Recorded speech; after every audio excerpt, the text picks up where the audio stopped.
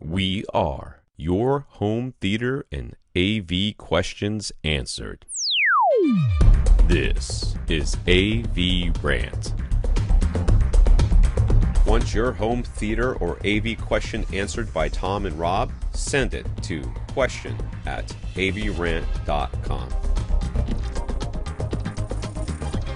Welcome to another edition of AV Rant. My name is Rob H, and this week I am here with Lee Overstreet, pinch hitting once again for Tom, coming in the summer heat. That is absolutely true. You had a little bit of warning this week. We didn't leave you to the very last minute. And as far as I know, Tom is away this week because he is taking his eldest son back to college. So that is an important thing to be taken care of there. So that's the reason for Tom's absence this week. But Lee and I will carry on in his stead. Let me tell you, I know I'm getting older because when I look at social media, I see people who are my cohort, you know, and they've always posted pictures of kids going back to school. Of course. But lately I'm seeing a lot of people posting pictures of taking their kids off to college. Yes. And or I'm even like, college graduation, I would imagine, is not out of the question. Ooh, ouch. What's worse is if someone posts a picture of their grandkid going to school. There you go, yes. Oh, no. That's not possible. Well, this episode, we might be tripping over our words a little bit because I am just all out of sorts. The mid-30s in the Celsius scale is just, it's far too hot for me, and I cannot withstand it. I have two fans blowing on me, so if it's noisy in the background, my denoising efforts weren't enough, but that's what's going on. That's the only way I'm going to be here. I went jogging a couple days ago. It was 34, so. There you go. Alabama, what are you going to do? It's not okay. That temperature can go right away. We did hit, not in my area, but within British Columbia, hit 40 degrees Celsius in one town. Woo, so that's rough. That's just too much. I don't like it. Yeah. I think the heat index yesterday was 43 or 44 here. Yeah. And then you had a little beach tale you wanted to share, apparently.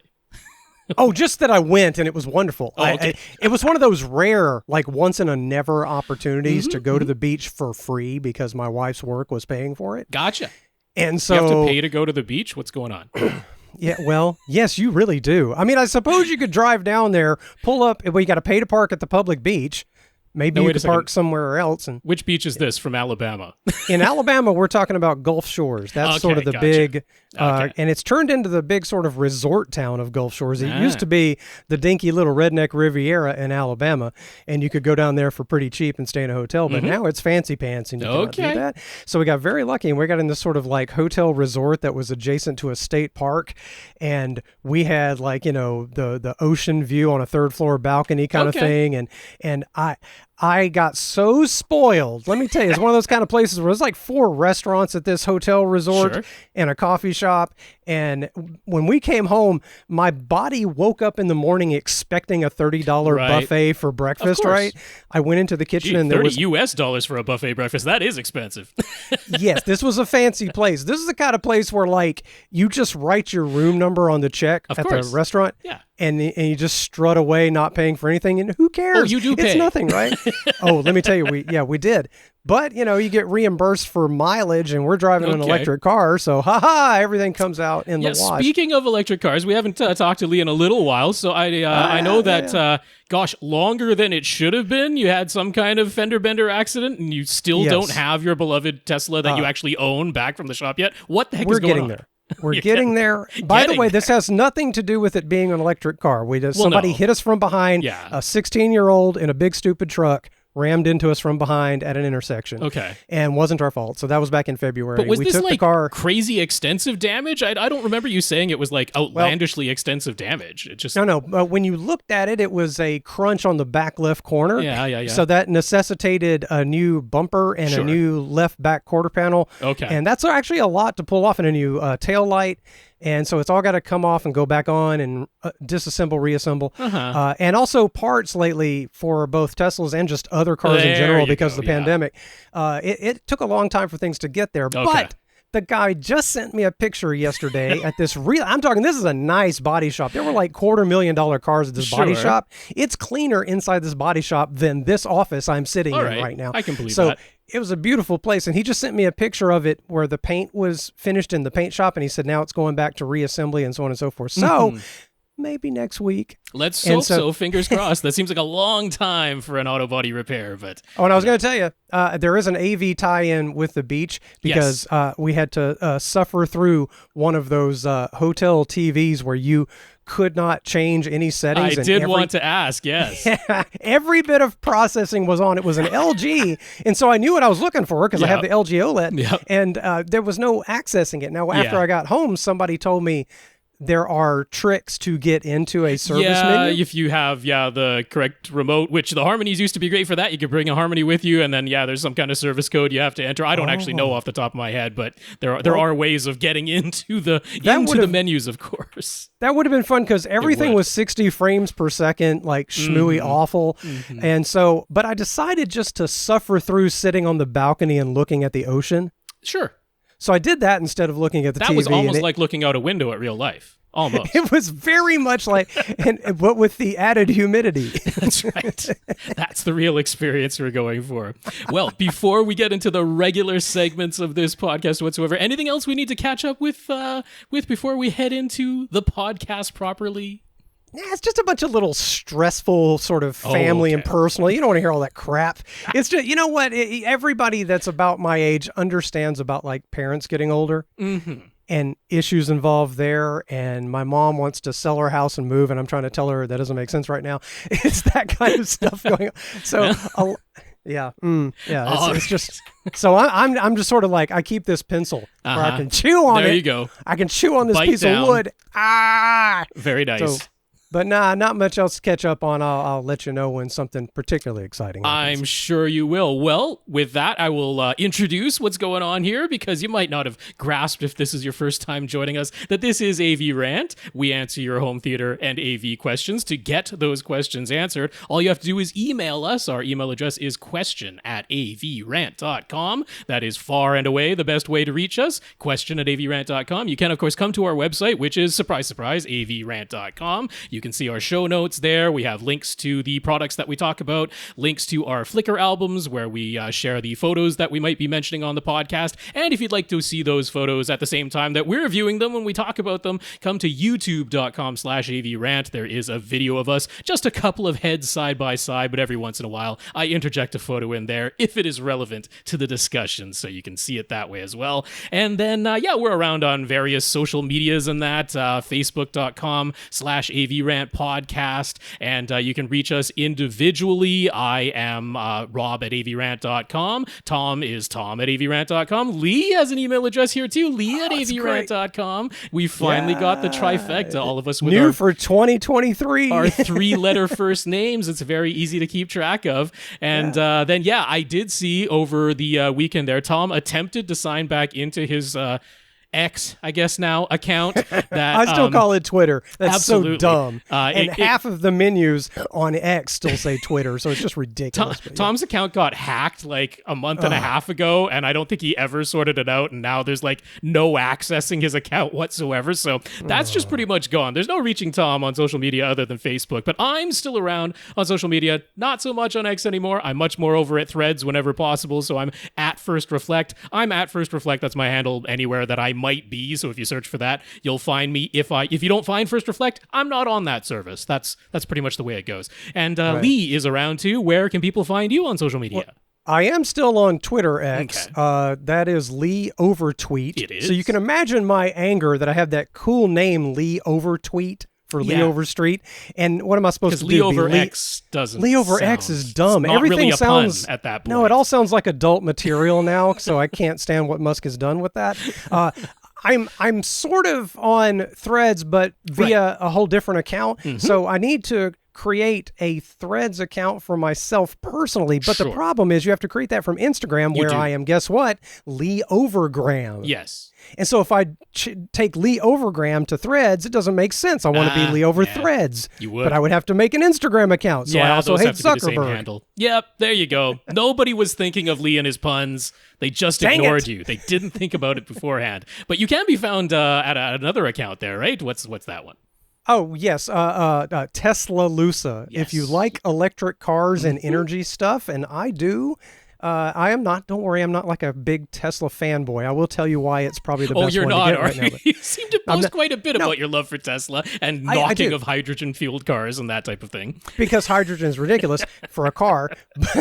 But no, I'm very happy to see anyone buy any electric car. I do happen to think that right now Tesla still wins the game when you're trying to pick one, especially if you're going to do a lot of road trips. If you actually just want to go out there and buy an electric car, that probably is going to be the most available right now, that's for sure. Well, it is the most available, but I'm happy to talk to anyone about any electric car or energy issue there. Okey-doke. That's just sort of my hobby thing that I find extremely interesting. So yeah, Tesla Lusa on both Twitter X and Threads, actually. So there you go. It's on Threads if you don't want to go over to X. I understand that too. So you can find me there. But I'm Lee Overstreet on Twitter X. And mostly just email me, lee@avrant.com. That's true. It's pretty cool now. If you hear him on this podcast, that's the best way to get in touch directly. Right. Well, let's dig into our normal segments on this podcast. What have you watched in the past little while, Lee? I mean, I suppose you can go back like a month at this point because we haven't talked to you in a while.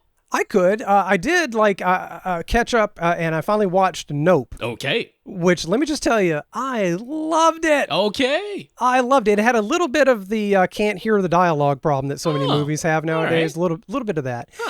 But I just thought that was so clever. It had such funny parts. It was so different and unique. It didn't follow the same old tropes of so many other sort of sci-fi or pseudo-horror kind of stuff. It's pretty hard to call that a straight-up horror. You know, like people were kind of expecting it from Jordan Peele, but I wouldn't really classify it as a horror. No, that's what's so beautiful about it, because you can't just say this is a blank type of movie, right? So it is sci-fi. Sure. I think unarguably it's sci-fi. I mean, it's social commentary more than anything, I would say. And what I thought about ahead of time when I started watching this is I had read or seen something about movies that are still shot on film. And as I understand it, Nope was shot on film. That is correct, yeah. As far as I'm aware, he shot it on, IMAX certified cameras anyway, on film, yeah. And so I thought while I was watching it to sort of concentrate on issues that might be affected by film versus digital. And, watching it on a really good OLED 65-inch TV, to be honest, I don't know that I'm looking at it and seeing so much difference between digital and film. You could see an extremely subtle grain. I mean, we do know that Nope for sure had a digital intermediary, because unlike Christopher Nolan, where he attempted to have as little digital manipulation as possible and would only digitize during the editing process when utterly necessary, in Nope, they just had a full-on digital intermediary. So, maybe that's at that point, yeah. But I appreciated the sort of dark detail. Because there was that in there. So I thought about that while I watched it. Like, oh, this is a film. Right.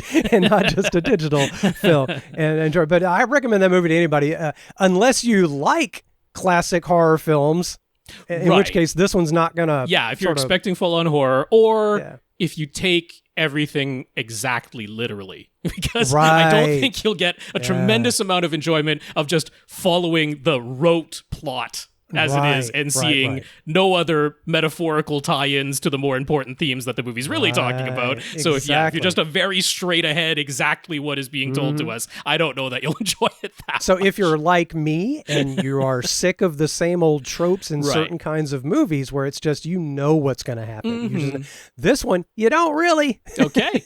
I don't think so. I mean, you start to figure it out eventually while you're watching it, kind of what's going on. But like you said, it's got layers, man. It's really cool. It sure does. And also, this week, I decided to reacquaint myself with Mandalorian, because I never watched season 3. And, I think I've told you about how my brain just will not remember movies and TV shows. Okay. My brain watches a TV show or a movie and says, this isn't real. This is fun, but it doesn't file it away into the... Yeah, it just flows right through me. And so what I have to do, if there's a giant gap between seasons, and giant gap for me could be like 2 months, I forgot. So I have to go back and kind of poke around at different episodes and then watch the last episode. I mean, I will say YouTube is pretty good for that. For shows that are popular, there will be somebody with a season recap for sure, especially for Why a show didn't like I that. think of that? That makes so much sense. Thanks some of them now, are Rob. pretty darn skillfully done. I will warn you, if you haven't started season 3 yet, you kind of have to watch at least the last 2 episodes of the Book of Boba Fett, which, frankly, you can just watch the last 2 episodes of the Book of Boba Fett. It won't entirely make sense, everything that's going on with Boba Fett himself, but everything that's going on with Din Djarin, the Mandalorian, you need to see those last 2 episodes. See, this is the problem, and I've complained about this before. I agree. With both, like Star Wars, Star Trek, all the Marvel movies, all the Marvel and DC combat, all that stuff. It's exhausting. There's too much canon. Yes. You can't talk about it without somebody saying, "Oh, you need to go back and watch." No, I mean, like, you really will not enjoy the beginning of season 3 unless you've seen at least the last 2 episodes of the Book of Boba Fett. It's really quite necessary given where season 2 of Mandalorian ends and where season 3 of Mandalorian begins. There are the 2 episodes of Book of Boba Fett in between that are pretty darn vital for you to not be like, huh? Is it 1 season of Book of Boba Fett? There is only 1 season of that. I think it's only 6 episodes or something. It's okay. It's not. I might really, just do the whole thing. Well, you could. I'll let you know. It's not really worth watching, but but if what you care about is Grogu and Din Djarin, then you need to see the last 2 episodes. So, jeez, this kind of thing. That's doable. Those two I think that's another reason I really liked Nope. Good old sci-fi. Didn't depend on anything else. It's just a freaking movie that I can watch and I'm done. And my brain went, yay! That's right. Well, I will talk about what I watched during this past week. Finished up season 1 of Silo. That's on Apple TV Plus. That looks good. It is good. Very much enjoyed it. I can highly recommend it to pretty much anybody. And yeah, so I will just say it's pretty hard to not give it a little bit of a comparison to Lost, just in the sort of tone, right? It's a bit of a mystery show, and it's got that sort of... So, I mean, like the first season of Lost, very compelling. You are there for the characters. I'm not going to say that the structure is the same or that the overall story is the same or something like that, but it's a little bit of that sort of feeling. So, if you were a fan of Lost, I can't imagine you wouldn't enjoy Silo. I was a fan of the beginning of Lost. There you go. And the end of Lost made me angry for years. So like literally, you can ask my wife. I complained about that show for years after that ending. No. Think back to the beginning of Lost and how much you enjoyed that. And that was great. That is the feeling I would bring into Silo, and I don't think you'll be disappointed. All right. Excellent performances. I mean, just well made from top to bottom. I think this is a show that is best enjoyed in HDR. There are many shadowy scenes, and it does definitely look better if you can enjoy that shadow detail on a well-calibrated display, but not so much so that you couldn't possibly enjoy it other ways. It's not like some of those scenes in the Game of Thrones and that got ridiculously dark. So top marks for that. Rebecca Ferguson, of course, fantastic in it. And looking forward to season 2 whenever they are able to complete that, because that is one of those shows that was in the midst of shooting when the strikes happened. The WGA and SAG-AFTRA strikes began. They are on indefinite hiatus until those strikes are resolved. So season 2 of Silo will not be arriving, as quickly as we might like it to. That's a real thing right there. Now, I may have to hold off a few years. Yeah, that's when you're going to have to go back and revisit once season 2 finally arrives. Yeah. See, that's my problem. If I watch it, I'll probably love it. It looks like my kind of thing. And then I'll get to the end, and then a year will pass, and I'll be like, crap, I got to watch it again. It could be, yeah. So I watched a couple of movies. I had really only intended to see one, but I threw another one on and managed to make it through it since it was a nice short movie. But I'll start with 65. That is a movie that just came out a few months ago, really. It came onto streaming services pretty quickly. Adam Driver is really the only name you'll recognize, and he's almost the only person in this movie. So I found this to be a somewhat interesting one to try and share feelings about, because the predominant thought I have about the movie 65 is there's nothing wrong with this movie. Okay. Now, is there's nothing wrong with this movie equal to this is a good movie and you should see it? I mean, that's not the same thing. Not quite. I don't think anybody would be angry to sit down for an hour and 40 minutes and watch this movie, but it's I had a bit of a feeling why exactly does this movie exist?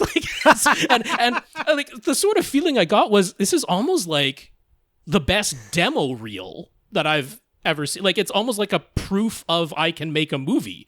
Interesting. Because it's a very straightforward, very small, contained little plot. I mean, it is a man who ends up on Earth 65 million years ago, and I'm not going to spoil the whole details of how he's there and all of that. I'm already interested. That sounds kind of cool. Because that part's a little bit interesting. But, it's a man who's on Earth 65 million years ago with one young girl who's kind of like a surrogate daughter. And like, that's it. And we're seeing quite a few of those stories, right? The sort of adopted father character, Last of Us, Mandalorian. I was about to say, it's Last of Us with dinosaurs. Yeah, but it's like, but there are no other characters. It's just those two. And it's just following them as they go from point A to point B, and that's the whole movie. I kind of dig that concept, though. That sounds all right. That's what I mean. It's very simple.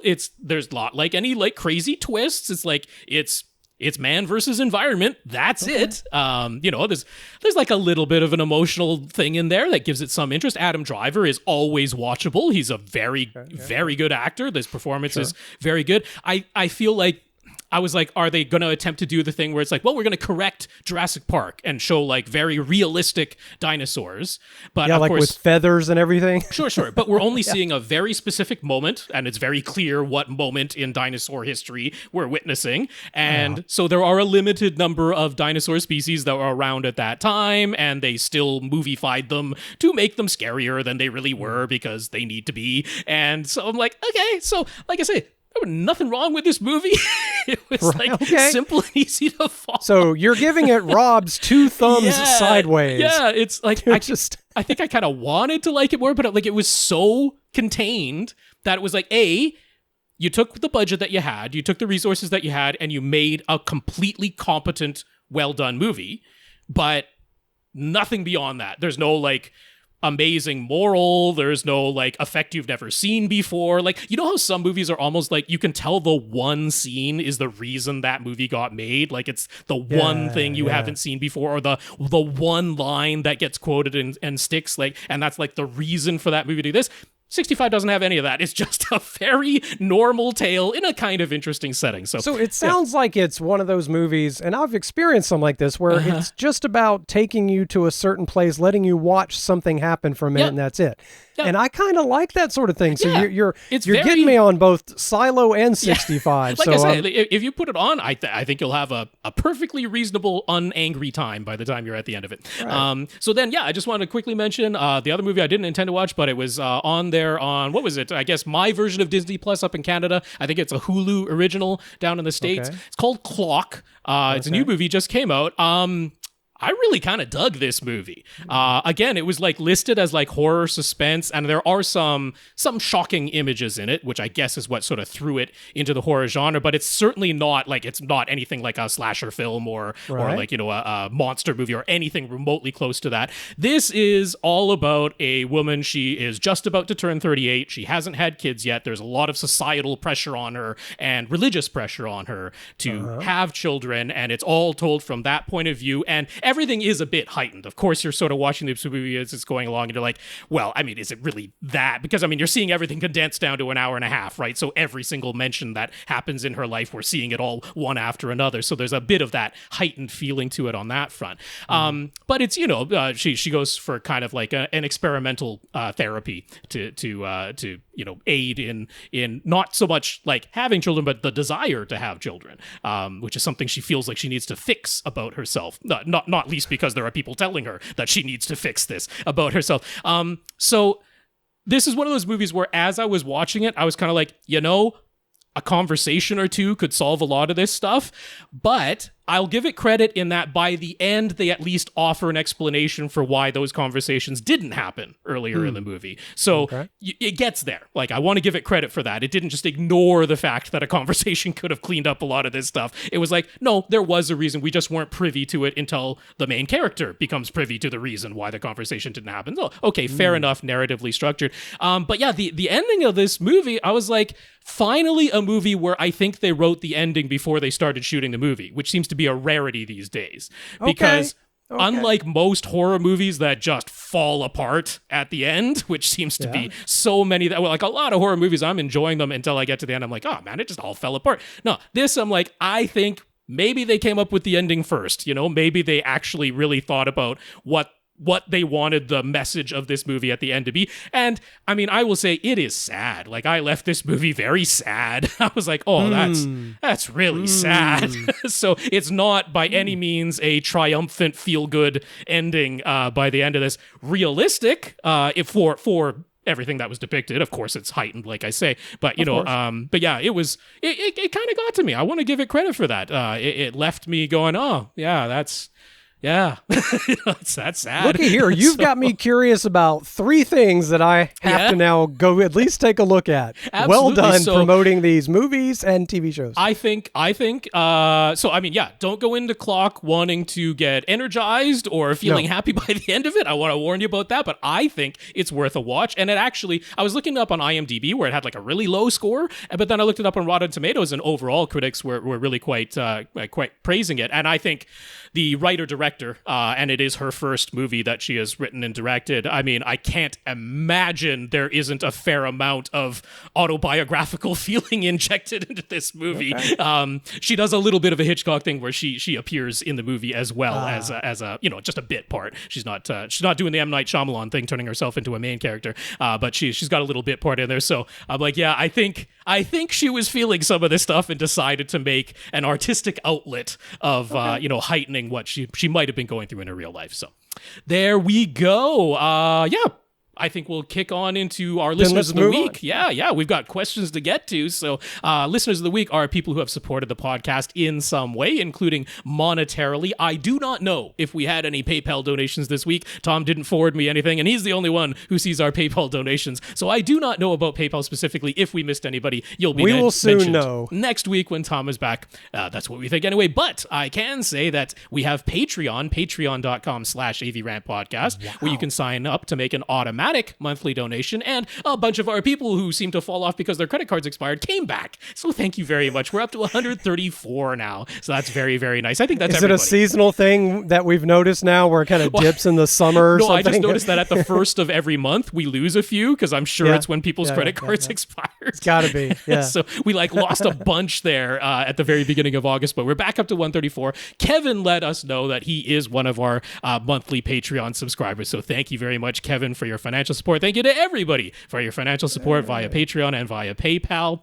And then we also want to thank people who just sent us notes of gratitude for keeping the podcast going through heat waves. And look, I was a little remiss, didn't mention anything about the horrible wildfires that happened over in Hawaii on Maui, which was absolutely devastating to see that stuff in the news. That's a true horror right there. I mean, when you say natural disaster, that is the idea of having to run into the ocean to save your own life is a wild concept. And I mean, it's not to try and personalize any of that, but it's like we understand a fair amount of that in BC.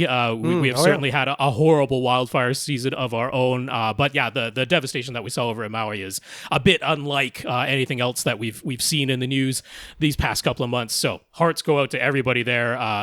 Terrible over there. But I mean, everything that's going on, we are still trying to, keep things somewhat light, just focus on home theater over here, get our minds out of that for a little bit for, a couple hours every week. So people appreciate that. They let us know, and we appreciate you letting us know that you appreciate it. It's appreciation all around. So I will say those names that came in this week: Shawn, Chad, Gurinder, Karl, who said that having his AV installer and dealer install the latest firmware for his JVC NZ7 projector came at no cost. Tom and I wondered about that. But then again, he bought and had them install, so he paid them for the installation price as well, that NZ7 projector, a mad VR video processor, and a whole Trinov immersive audio system, all within the past year. So, checkups and calibrations and updates within that first year, all kind of part of the package he expects.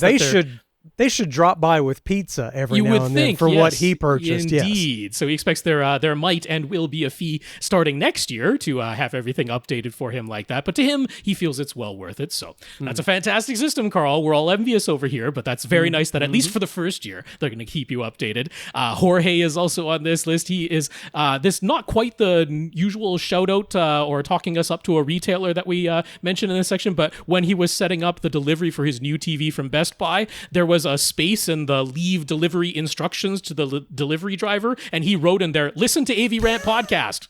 So we'll see if his delivery driver becomes a new listener of ours. That's actually kind of funny. That is. I like that. That's a creative way to promote the show. That's absolutely. Wonderful. So I don't want to leave off the last three names. We've got Jason, Jay, and Ilango as well. So thank you all very much for your notes of gratitude and encouragement. They're very much appreciated. And a big, big thank you to everybody who continues to listen and send in your questions. So absolutely. Lee, why don't you give my voice a rest and you can help us out with some of the news items this week. Don't worry, I have endless voice. That's right. If there's one thing I can do, it's talk forever. So yes, let's begin some news in this AV world. JL Audio is being acquired by Garmin. Yeah. Garmin is primarily known for their GPS equipment, so it is not immediately obvious what their interest in buying JL Audio would be. Garmin CEO says it is, quote, an opportunity to provide premium audio features across a broad range of Garmin markets and products. And very speculation. Yeah, right. We're going to do stuff and things, but there is speculation that Garmin's attempting to expand in the RV market, which could explain their interest in JL Audio, particularly their car audio expertise. So, yeah, clearly they have expertise in portability of electronics, right? Mm-hmm. That's what they're all about. So one assumes that they will focus on that kind of thing, not really like home theater, but probably, portable audio stuff. Sure. I mean, that seems to often be the case in terms of audio companies being acquired, is that they're interested in the car audio or the marine audio side of things more so than the home entertainment side of things. But I mean, then again, like we saw Sound United acquired by Massimo, which is predominantly a medical equipment company. So it's like, okay, what's exactly going on? We saw, other companies, was it Sennheiser, right? They were acquired by a hearing aid company, which at least you can see some like hearing. Yes. Hearing aids, headphones. Okay. You can see a little bit of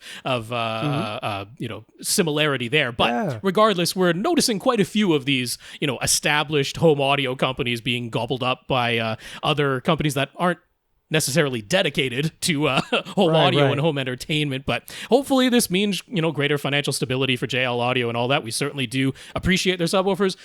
You probably don't find Tom and I recommending them that frequently because the JL Audio subwoofers are quite expensive, and we sort of feel as though, okay, there are alternatives at lower price points that we think are competitive, but there's no denying that if what you want is a physically small subwoofer that can belt out very deep, very loud bass, like size for output, almost unmatched, JL Audio with their Fathom and Gotham subwoofers. That's where they really come into the picture. So sometimes they are absolutely the correct decision. Also, if you want, I think probably the best in-wall subwoofer that's available, it's going to be the JL Audio one. You'll pay a pretty penny for it, but if you're just about performance for that form factor, nobody can really equal what they're doing over there. Given that JL Audio price range and the whole speculation about the RV market, you could see Garmin maybe want to develop a system for RVs or boats or something like that.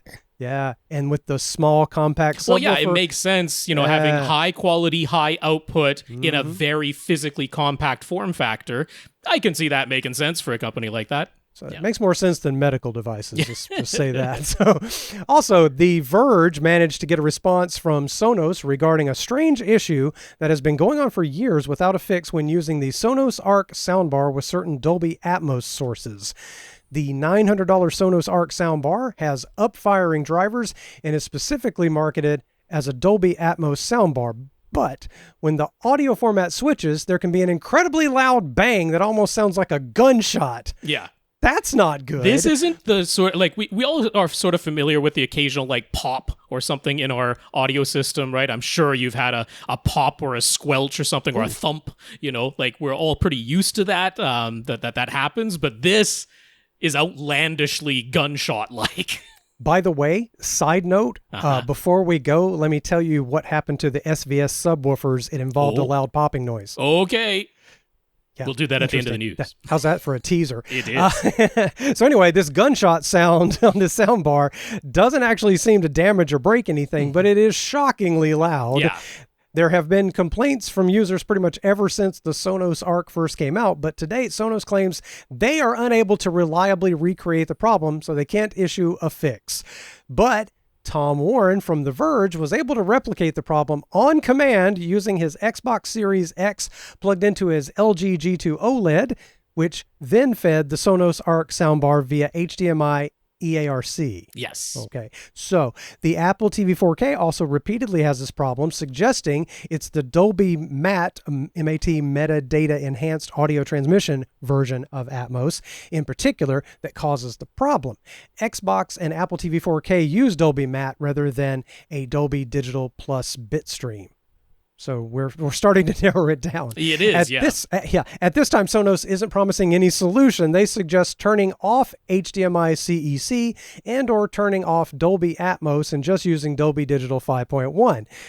Yeah, so turn off all the things that are new and functional. Just like the reason why do we have these things? Yeah, and like turning off HDMI CEC. This is a case where the Sonos soundbars, the HDMI audio return channel is kind of the only way to get multi-channel audio into it. So if you turn off HDMI CEC, that doesn't work anymore. So like, I guess you're going back to an optical connection and Dolby Digital 5.1. Right? I just love that Sonos is like, just don't use the features. That'll fix it. Right. Yeah. So, I mean, that's preventing the gunshot sound. That much is true, but it's certainly not living up to the features that are right on the front of the box and very much the reason that you might have bought the thing. So I don't know what the solution is here. I'm not sure nobody's been able to nail down exactly why this is happening. If they had, they might have been able to issue a fix by now. But I mean, this is something where we know we have other devices, predominantly our AV receivers that we use. I certainly have been using an Apple TV 4K for ages, with a Denon or a Marantz AV receiver and haven't had this type of issue. Like I say, having the odd audio glitch here or the odd thump or pop or something like that. Yep, that still happens from time to time. But this thing, like he had a video of it, and it is like I would be absolutely scared and convinced that something had absolutely blown,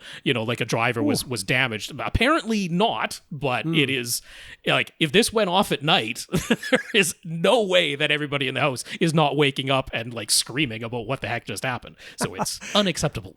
That is very unacceptable. Figure it out. Moving on, Disney is jacking up their streaming prices in the U.S. and preparing to crack down on password sharing. They seem to have two goals in mind: get you to subscribe to both Disney Plus and Hulu, and get you to watch ads. Seems like it's their goal if you look at what's happening here. That's sort of the end goal of any media in our capitalist society. So, starting October 12th, Disney Plus no ads will go from $11 to $14 a month, or $140 a year. Hulu, no ads, will go from $15 a month to $18 a month, and there's no annual plan option with that. But you can get both no ads under a new Duo Premium plan for $20 a month. Yeah. No annual plan option for Duo Premium, though. So if you were going to pay for Hulu with no ads, it's $2 more to also have Disney Plus with no ads. So I'm like, do you think they're trying to get you to get both services? Obviously. And what every single place wants is that monthly regularity, dollars every month. Disney Plus with ads and Hulu with ads stay the same price, though, $8 a month each, or you can bundle them together as Duo Basic for $10. So really, $10 or $20 is sort of your options here. I mean, that would be the simplified way of doing it, wouldn't it? It should. That just makes a lot more sense. Outside of the U.S., we don't have Hulu, so that's where we are anyway. The Hulu content, for whatever reason, it gets branded as Star in Canada and Star throughout most of Asia and Europe, but that's essentially what's going on there. So we don't even have the option to separate the legal reasons. It's got to be a trademark thing or something, right? Yeah, I'd love to know. Bizarrely, there's an option to subscribe to Hulu and then add on Disney Plus with ads for an extra $2 a month, which is exactly the same price as the Duo plans. But Disney Plus would have ads either way. Why would you ever do this add-on option? I don't know. I don't know why they included that. So weird. I'll have to ask Heather what we do. We have Disney Plus added on to Hulu or combined with Hulu. Yeah. So I'm not sure. I'll have to double check with her. It seems like whatever you do, the combined, the Duo plan makes the most sense starting in October. Yeah. I know we don't have ads. Yeah, I think the Duo plans become available in September, and then there's no option to do anything other than the new pricing in October. Yeah, so I bet you we'll end up with the Duo. At some point, we need to sit down and see what all we subscribe to and do we really watch it. Because isn't it fun having to have a spreadsheet to figure out how to watch TV? Right? Just what we wanted. like so many people, I'm getting like streaming creep. Yep. Like it just keeps creeping up and getting bigger and more stuff. And I'm only watching so much. Exactly. In fact, I'm watching so much YouTube. I'm starting to wonder, do we need to spend this much on everything else? But anyway, continuing on with the story though, ESPN Plus goes up $1 to $11 a month, and there were always ads on ESPN Plus. And ESPN Plus, by the way, is not what you think. It's not like you can just buy ESPN separately. It's not the whole ESPN channel without a cable subscription. It's not that. It's like the extra stuff beyond the ESPN cable network. Mm-hmm. And I've said before, I think ESPN is what's keeping cable alive. Pretty much. Because I'm not so sure I would even have streaming cable with YouTube TV if it weren't for wanting to watch Alabama football games in the fall. That's about it. Because then I would be down to just like streaming news. Sports and news. That's it. So the old $20 bundle for all three services goes away. In its place are Trio Premium and Trio Basic. That's right. And Trio Premium is Disney Plus no ads, Hulu no ads, and ESPN Plus, which of course is going to have some ads. That'll be $25 a month starting in October. Trio Basic is ads on all three services for $15 a month now. Yeah. Hulu Plus Live TV also gets a $7 per month price increase. And starting in 2024, Bob Iger says they're going to crack down on password sharing because it's the worst crime that's ever been committed in the United States of America. And over in Europe, in Denmark, France, Germany, Italy, Norway, Spain, Sweden, Switzerland, and the UK, starting November 1st, they've decided that Netflix's approach of making 4K, HDR, Dolby Vision, and Dolby Atmos only available if you subscribe to the most expensive tier is the way to go. Because you don't care about that stuff unless you're rich. There will now be Disney Plus Standard with ads, Disney Plus Standard without ads, and Disney Plus Premium with the standard plans topping out at 1080p SDR with 5.1 audio and only 2 simultaneous streams. We're hitting a point where I'm going to go, I don't care anymore. I don't want any of it. I mean, all this extra money is definitely going to go to their writers and actors, right?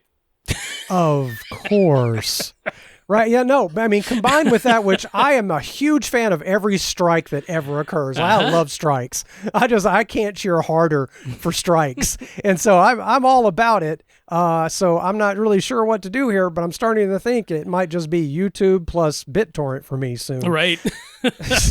No, I mean, look, so price increases, I'm not going to say are inherently like, if the price has to stay the same forever and ever, that's not realistic. Right. There's inflation on stuff. And I mean, when things were going up like $1 every 2 years or something like that, I was like, okay, fair enough. That's just inflationary pressure. I'll take it. You got to do that. But I mean, look, Disney Plus, when it first came in, was obviously underpriced, like very clear. Like when it was $7 a month for the first 3 years or whatever it was, like it was very clear that was a loss leader. Okay, get people in, get a big subscriber number, start racking up the price. They're starting to do that, but it's like, this is like, they're pushing it. I guess they did the calculus, right? They're like, this is the crest. This is the peak of that bell curve. And that's what we're going to price it at, because everybody seems to be landing at this $20 a month price point, right? Yeah. Max is there. Netflix is there now. Disney Plus is there now. So, that seems to be what they've pinpointed as the max price that you can charge. So what it looks like to me is now occurring, and I thought about this a couple years ago,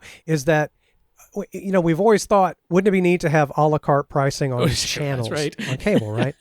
And now what's happening is there are so many streaming services that each streaming service can now be thought of as a classic channel. Yeah. And so you do have a la carte channels now. It's just that you've got to pick from these streaming services which channels you want to watch. And and they're throwing all these prices like spaghetti at the wall. Yeah. And I've always said... The price-conscious way to do it is realize that you aren't going to watch everything on every service every month. So, pick a couple of shows where both or three of those shows are on one service. You subscribe to that for 1 month, you cancel, you go to the other service. So you're going to pay that $20 and you're just going to spread it out. But I mean, they're counting on that being a little bit too much of a hassle, or you forgetting on the first of the month or whatever it is. And that's how they get you. That's why there are all those discounts out there in the world for automatic billing. Of course. You get a huge discount for automatic, well, not huge, but you get a sizable discount for automatic billing. They want those dollars every month. So really the cost conscious thing to do is go, okay, that's just too much. Screw it. Yeah.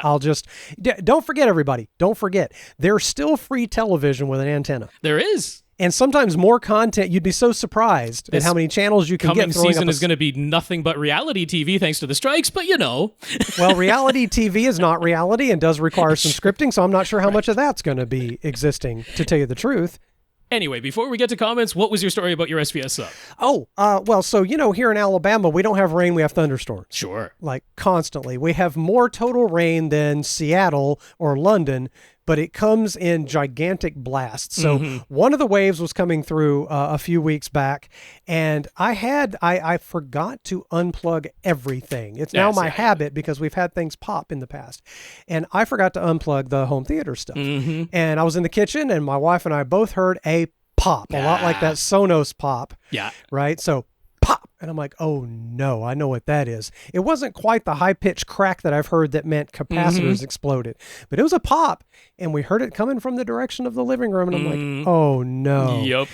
And so, we walked in there, and long story, slightly less long, we plugged things back in and turned it back on. It's like, everything seems to be working, but what's not going on here? And then I noticed the lights weren't on the subwoofers. Yeah. The SVS subwoofers, little blue lights on the back, always reflect off the wall. I can kind of see in the dark.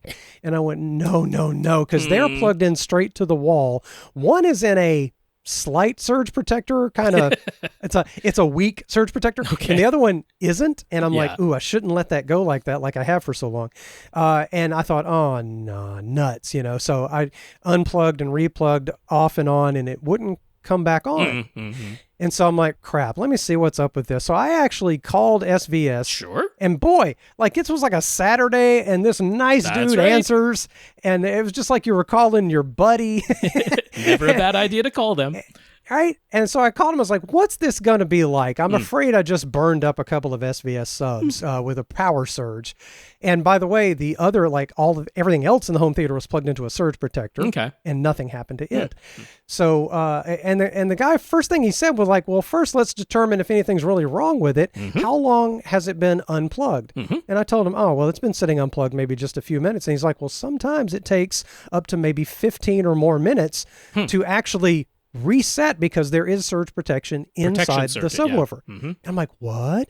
And so plugged it back in, blue lights come on, everything works freaking perfectly. I would have, my initial thought would have been fuse, because there definitely can be fuses and amplifiers. Yeah. And you know what? That's not the end of the world, because if honestly all you need to do is replace a fuse, that's a whole lot better than having to replace an entire amplifier or an entire subwoofer. Exactly. I'm perfectly willing to replace a fuse. That's not outlandish. But in this case, didn't even need that.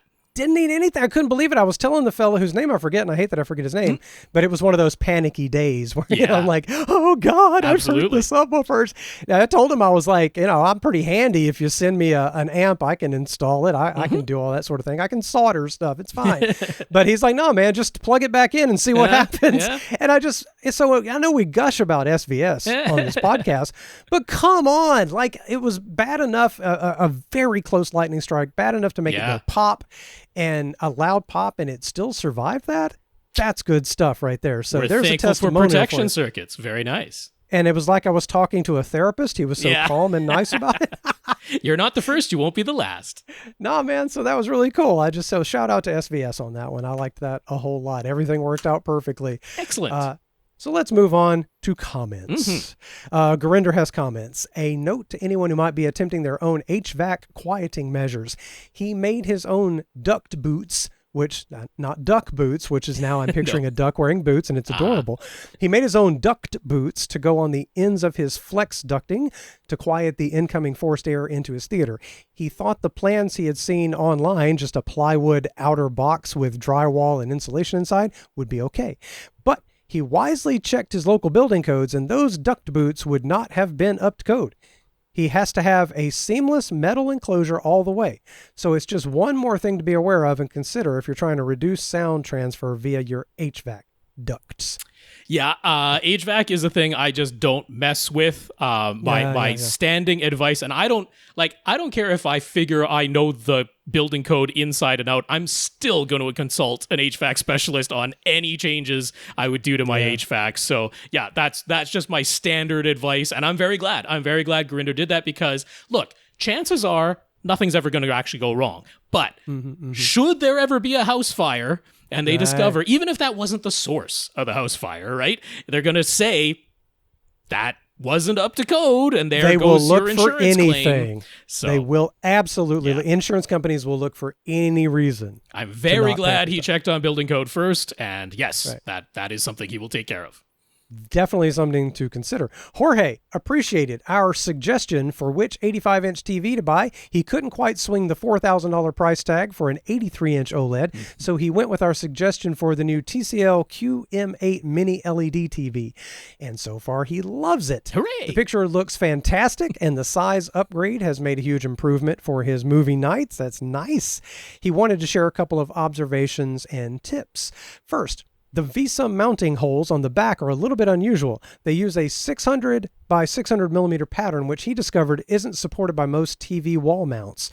Most only go up to 600 by 400. He found a Sonos wall mount that works, and it's great, sturdy and good quality, but it's just something to be aware of if you're getting the 85-inch TCL QM8. For sure, yeah. That is a large VESA mount. Yeah, I'm glad that he mentioned that. And yeah, I believe that is only true of the 85-inch size, that the 75 and smaller are down to the normal VESA pattern. But for that particularly large screen size, they went with an even larger than normal VESA mounting hole. So it isn't that there aren't any mounts out there that support it. There are, including the Sonos one that he found. But it is definitely something to be aware of, because if I'm going to pick up any random mount, it might not actually fit on that particular size of TV. I wonder if somebody makes an adapter 600 by 600 to some other size like 600 by 400. So that gives you more options on your mounts. It sounds like a thing somebody out there would make. I mean, it's just the arms that go on the back, so I imagine. But yeah, chances are it's easier to just get the correct mount the first time. Sure. So he's also still using a Harmony remote, and the QM8 series is not in their database. Thankfully, the R646 series commands work, so he used those. But the HDMI input commands don't work by default when setting up your activities. So his workaround was to assign the HDMI input buttons to some unused buttons on the Harmony, and then manually add those commands to his activities. That sounds clever.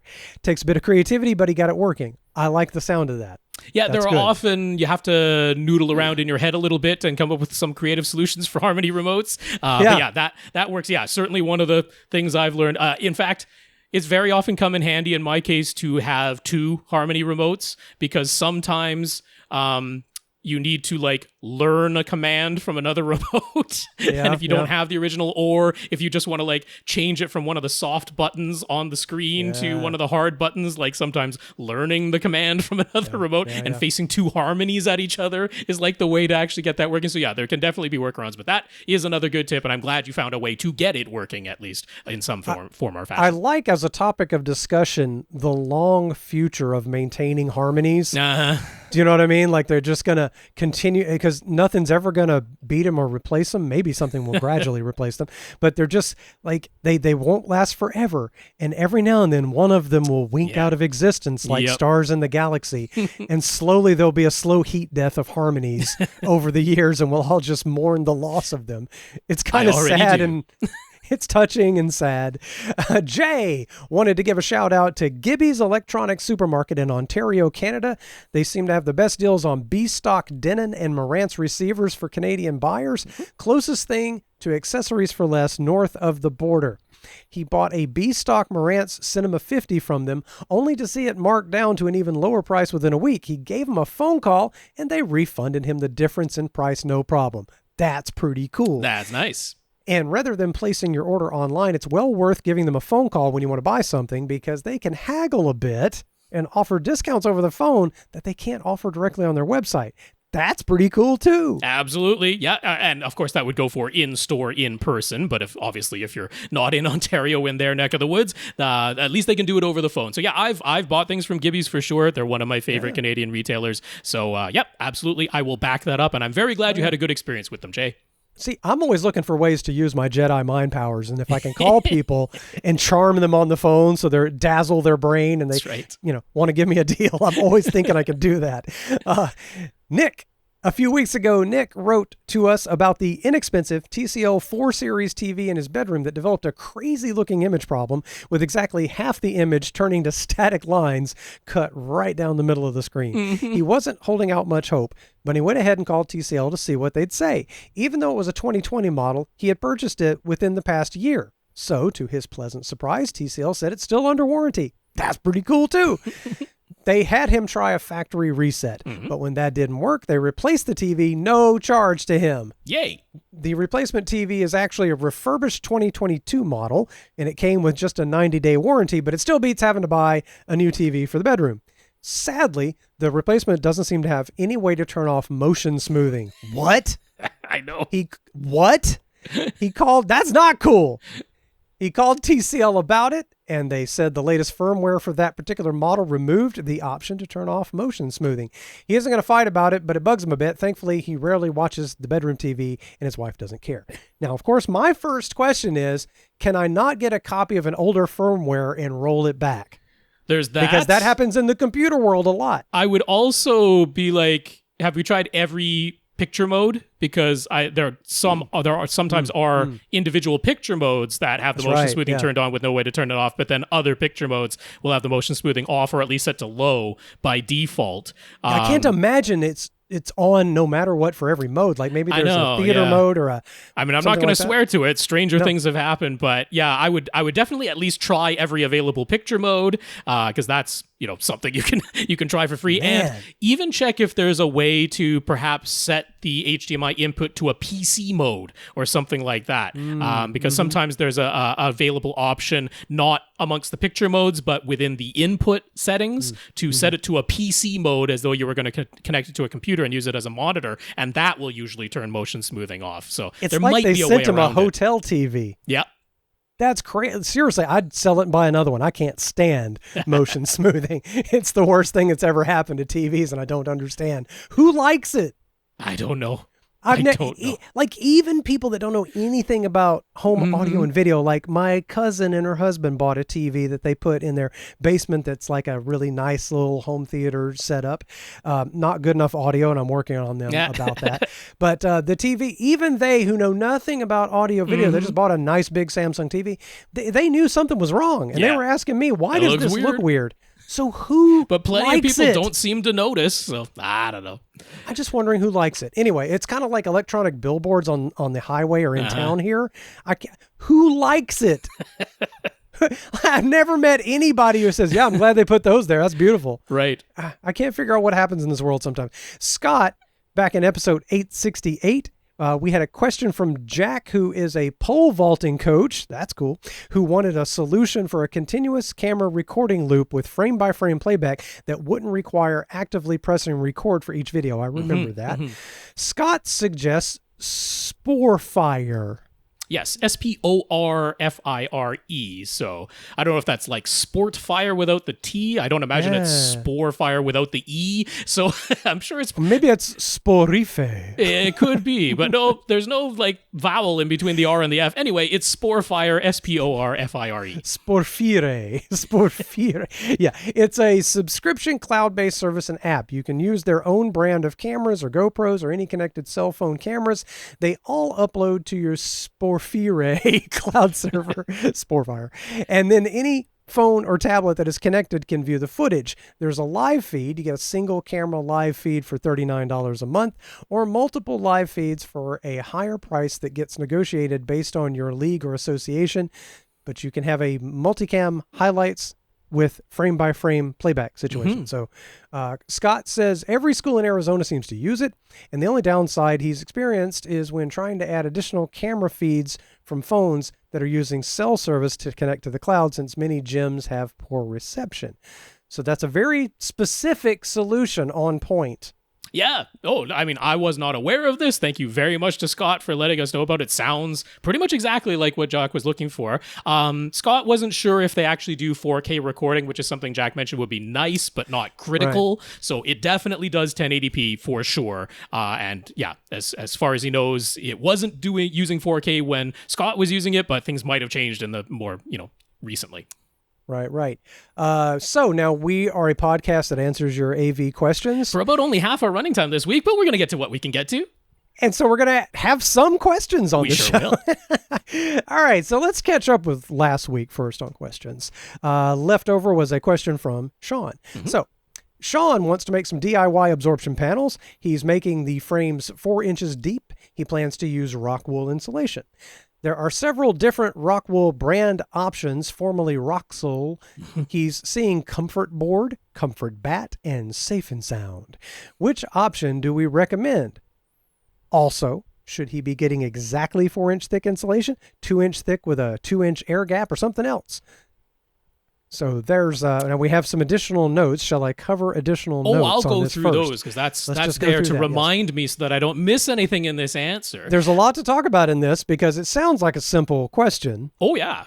Can get a little deep. So, I mean, I will say the simple answer, if you just want the one sentence takeaway from this, is whatever's the cheapest, because performance-wise, they're all fine. There's not going to be any, like, this one absorbs the base better than the other one scenario going on here. Whatever insulation you want to use is fine, and all of these options have some structural integrity to them. The Comfort board is the style that is meant to go directly against the foundation of your basement, so it is the most rigid, but it's still fine. In fact, it's used all the time over at Acoustimac and that, so it's absolutely still fine, acoustically speaking, but it is the most physically rigid.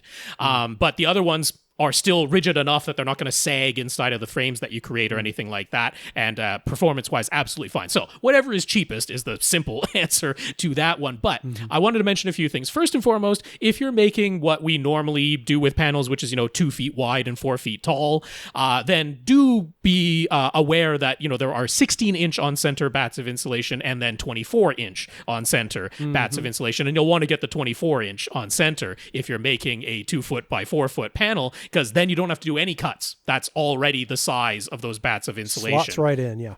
So that is going to be like the on-center dimensions, of course, are 24 inches across and 48 inches high, because the bat of insulation is actually going to be, 23 and a half or whatever, or 23 inches. And then, the other way is going to be 47. So, a little bit to be aware of there, but basically you won't have to make any cuts in those 24-inch on center bats of insulation. So the other thing about the Comfort Board that I mentioned, the one that's very rigid and meant to go directly against your basement foundation, those come in the integer exact depths of like 2 inches, 3 inches, 4 inches, whereas the Comfort Bat, which is the normal, goes inside your 2x4 stud walls, that's the regular 3.5-inch thickness, same thickness as your 2x4 piece of wood would be.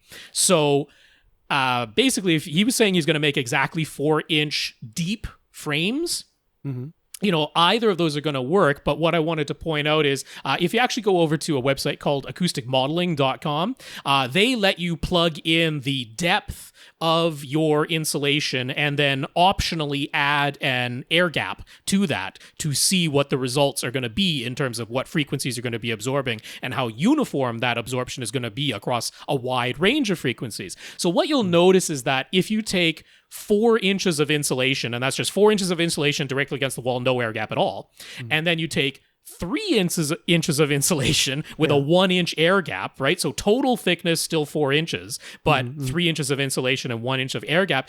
Those lines essentially overlap perfectly. Right. There's virtually no difference there. So what I'm getting at is here, if you got 4 inches of Comfort Board, if you got 3 inches of Comfort, or 3.5 inches of Comfort Bat, or the Safe and Sound version is exactly 3 inches, like, any of those are going to work fine in a 4-inch thick frame, because whether you have 4 inches of insulation filling the entire frame or 3.5 or 3 inches, the performance is going to be identical. So again, whatever is cheapest, that's going to be the real choice there. But I did want to point out, he asked like 2 inches of insulation and 2 inches of air gap. You start to see a difference once you do that. You start to get this like, there's actually like a bounce in between the back side of the insulation and the wall in that 2-inch air gap, where you get like less absorption of that frequency, because you're starting to get some resonance, like it's almost like a triple leaf effect going on there. So you'll notice that the uniformity across the entire range of frequencies is not quite as uniform. There's going to be this dip in the absorption that's actually like above the deepest bass frequency that absorbs. So the easy rule of thumb is take whatever the total deepness is of your panel, and if the air gap is 1/4 of that total depth or less, then the performance is going to be identical. It doesn't matter if you've got a little bit smaller air gap, that's not going to make any difference. And up to 1/4 of the total depth, really not going to make a difference. So, that's what I'll say there. I'll also just mention, depending on where you're shopping, because this seems to vary quite wildly from place to place. Owens Corning does have rock wool insulation now too. They branded it as Thermafiber. So I've seen in some areas that Owens Corning Thermafiber is less expensive than Rockwool brand Rockwool insulation, and they both perform exactly the same. So just look it up. But yeah, as far as online, Lowe's seems to have one of the better prices for the 24-inch on center Rockwool brand Comfort Bat. So that's the 3.5-inch thick, and that's one you could buy online. So yeah. So since I'm always representing for my fellow cheapos, don't forget, you could go to the thrift store and buy old quilts, and they work just as well. Yeah, except that they don't have the structural integrity, right? Well, I know you'd have to build your frame. You'd have and to then have what a you frame do and a little is you support cut in there. a piece, right, and you hang it from the top piece of wood. You just staple it so that it drapes down like a little curtain that you can't see inside your panel. So the outside of your panel still looks nice, but you can almost fill it with anything fluffy. Pretty close. And it comes awful close. I mean, because if you're getting like the the EcoCore insulation that's made from recycled blue jeans, that works too. That's absolutely fine. Yeah. So don't overthink it, but sometimes you're paying for like just simply the ease of installation. Sure. And maybe you just don't want to feel like it's so janky. I don't know. I don't mind.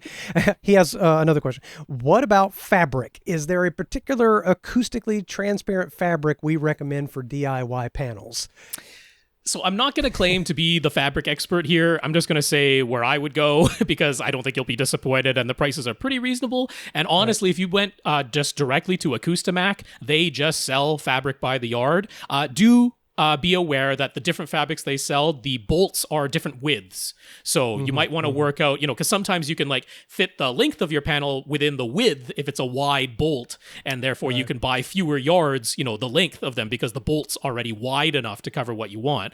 But basically any of the fabrics they sell, they are the fabrics that they use for their own panels. So they're acoustically transparent and they work. I quite like their acoustically transparent suede. I think it looks really classy. Yeah, that's cool. In a lot of scenarios, and it's not like the bolt is a little bit narrower, but not tremendously so, and the price isn't any higher. So if that works for you, that's one that I like very much. They also do let you buy just the fabric printed by them if you want to get printed images on your fabric and know that it's going to be acoustically transparent fabric that's cut to the correct size, because this is what Acoustimac does. So I think they are absolutely a great way to go, and their prices are pretty darn reasonable, and you're getting a good quality product there. Of course, you could go to a fabric store, Guilford of Maine. Fabric, which they also sell at Acoustimac, but you can sometimes find Guilford of Maine for an even lower price just at your local fabric store. That's going to work fine. Many people just use burlap, right? It's obviously not going to be the highest quality look, and you might even be able to like see some of the holes in it, but many people use that. Another option is to use speaker grill cloth, which is even less expensive. You can buy that by the yard in very wide bolts directly from Parts Express, and they even have a variety of colors over there now at very competitive prices. I would say very often, if there's going to be any light source shining onto the panel, that speaker grill cloth probably requires 2 layers, because it is very thin, and you can very often get the light. You're going to see through it if visible light hits through it. Yeah. So I've actually gone to the fabric store, and I think this is a viable option.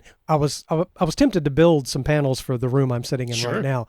I might still do that. But you can just hold the fabric up to your ear and see if it sounds the same. Oh, yeah. It's especially good if you have like a white noise whooshing sound somewhere from like an air conditioner vent. That's right. Or, and just hold it up to your ear. Can you hear through it? Did it change the sound at all? Yeah, you probably brought your phone with you, so just have your phone make some noise. You could hold it up to your ear. You can also do our test of holding it up to your own mouth and blowing. And if you know, if none of the air makes it through to the other side, it's not acoustically transparent. You know? There you go. You got to have some holes in it, basically. There are a lot of options if you go to the fabric store. There's just a lot that you can listen to. The other option, if you want to get printed panels, if you want to get printed fabric, Spoonflower is still around. A lot of the alternatives who used to do printed fabric just by the yard that you can order online, a lot of them have gone away, but Spoonflower is still around. And the current fabric that they recommend for having prints on for acoustic panels for acoustically transparent purposes is now called Performance PK.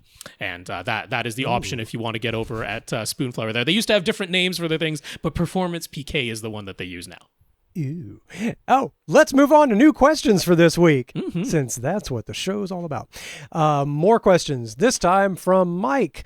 Mike used to have a JVC RS540 projector, and he was very happy with its image, but unfortunately, it developed a major problem with its green channel output, and he was told the cost to replace the light engine was basically the same as buying a whole new projector. So, he wasn't happy about it, but he decided to take this as an opportunity to upgrade. He got himself an RS2100, same as the NZ7 or NZ7. That's right. But now he is feeling that it is one of his biggest regrets. Hate to hear that. Yeah, that sucks. That's not cool. The problem is with the way everything looks in motion. If there is any moving text, it looks quite blurry, and every camera movement or moving object on screen has either some judder, stutter, or just a jerkiness to the movement. And I feel him on that. I'm very sensitive to especially like horizontal pans. Yeah, and certainly like in animation is where I'll usually see it. Like the opening of Futurama is a great torture test for that. If you ever want to like quickly test if you're going to see this. You can really tell the both type and bit rate of compression being used by that kind of scene, by that kind of animation and that kind of horizontal pan.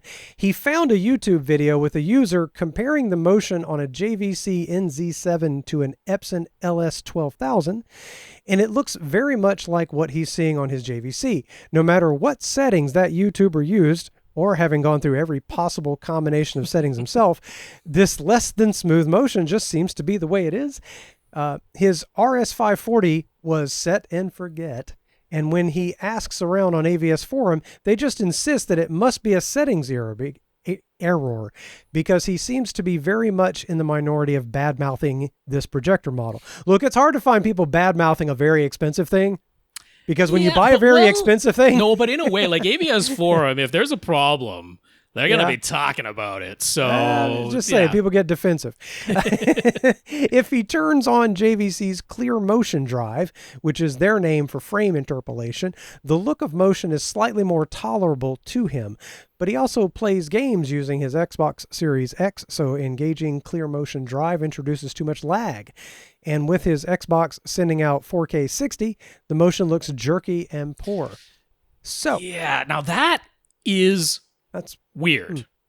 So it is. Is this really just an inherent problem with JVC's 4K laser projectors? He can't imagine so many people praising this model if that's the case.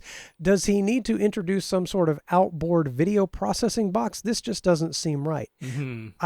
He regrets having paid for the RS2100 instead of having his RS540 repaired. Going from a 1080p resolution to a 4K resolution panel has been negligible in terms of increasing sharpness, and the frame-by-frame dynamic tone mapping for HDR10 is nice, but he could live without it. He's wondering if a firmware update from JVC might address it. He already has the latest one that added filmmaker mode, which didn't help. But he isn't hopeful since he isn't seeing lots of other people complaining about the same issues with motion. What can he do?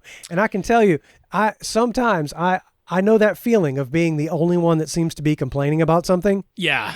I hate that, but it has happened to me a good many times with technology and other things in this world, I look around and go, "What? Who wants this? Does no one else see this problem?" So I feel you on that. Yeah, so this is tough because I want to preface this all. What would you take? Yeah, that I am not certain about any of this. I'm just going to make some suggestions for a few things that I think you can try on your own, a couple of videos that I think are worth your time in watching, and then my actual suggestion about what I think you should do if none of this helps. So as far as settings go, because there are a lot of settings in the JVC projector, and I know I don't doubt him that he went through extensively, but sometimes when you're searching for a solution, you change more than one thing at a time. Yeah, it's the being meticulous of really just going through one at a time. Also, one of the things I hate about the JVC menu is that when you make a change in some, not all, of the JVC settings and the menu is still visible,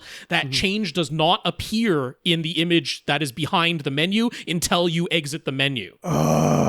So it's not as simple as toggling settings on and off and seeing if it made the difference. You have to exit the whole menu to see if the change made the difference. So terrible. When you say you tried every option, I'm not doubting you, but there's a chance. I'm saying there's a chance that you toggled some settings, said, well, that didn't help, but you probably didn't exit out of the menu because that's a pain and a half, because then you have to reopen the menu and go through the whole menu tree again to get back to where you were, which is a pain in the butt, and I hate that it works that way. But I'm saying there's a possibility that some of these settings changes might actually address some of this, because there are a few that can result in this. So one of the things which is a little bit strange about these JVC laser projectors is from the extensive measurements that some of the reviewers have done, basically there's 3 laser modes which are akin to like the old lamp modes, right? The low, medium, and high lamp modes that make it dimmer or brighter.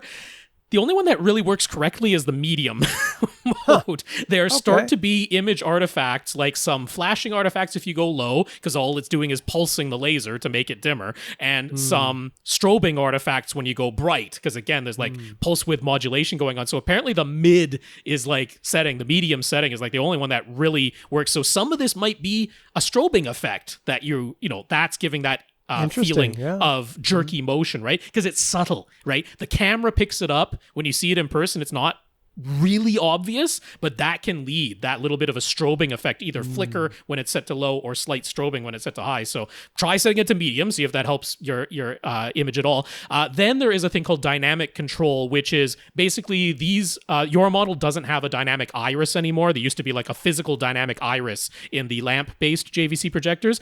That isn't there anymore, that physical iris that can open and close in response to whatever image is on screen. But this dynamic control that they put in there modulates the laser light to try and mimic what the old dynamic iris used to do. Best to leave it set to off, because again, you start getting a weird strobing or pulsing effect sometimes in some images. So dynamic control set to off is something that you should have.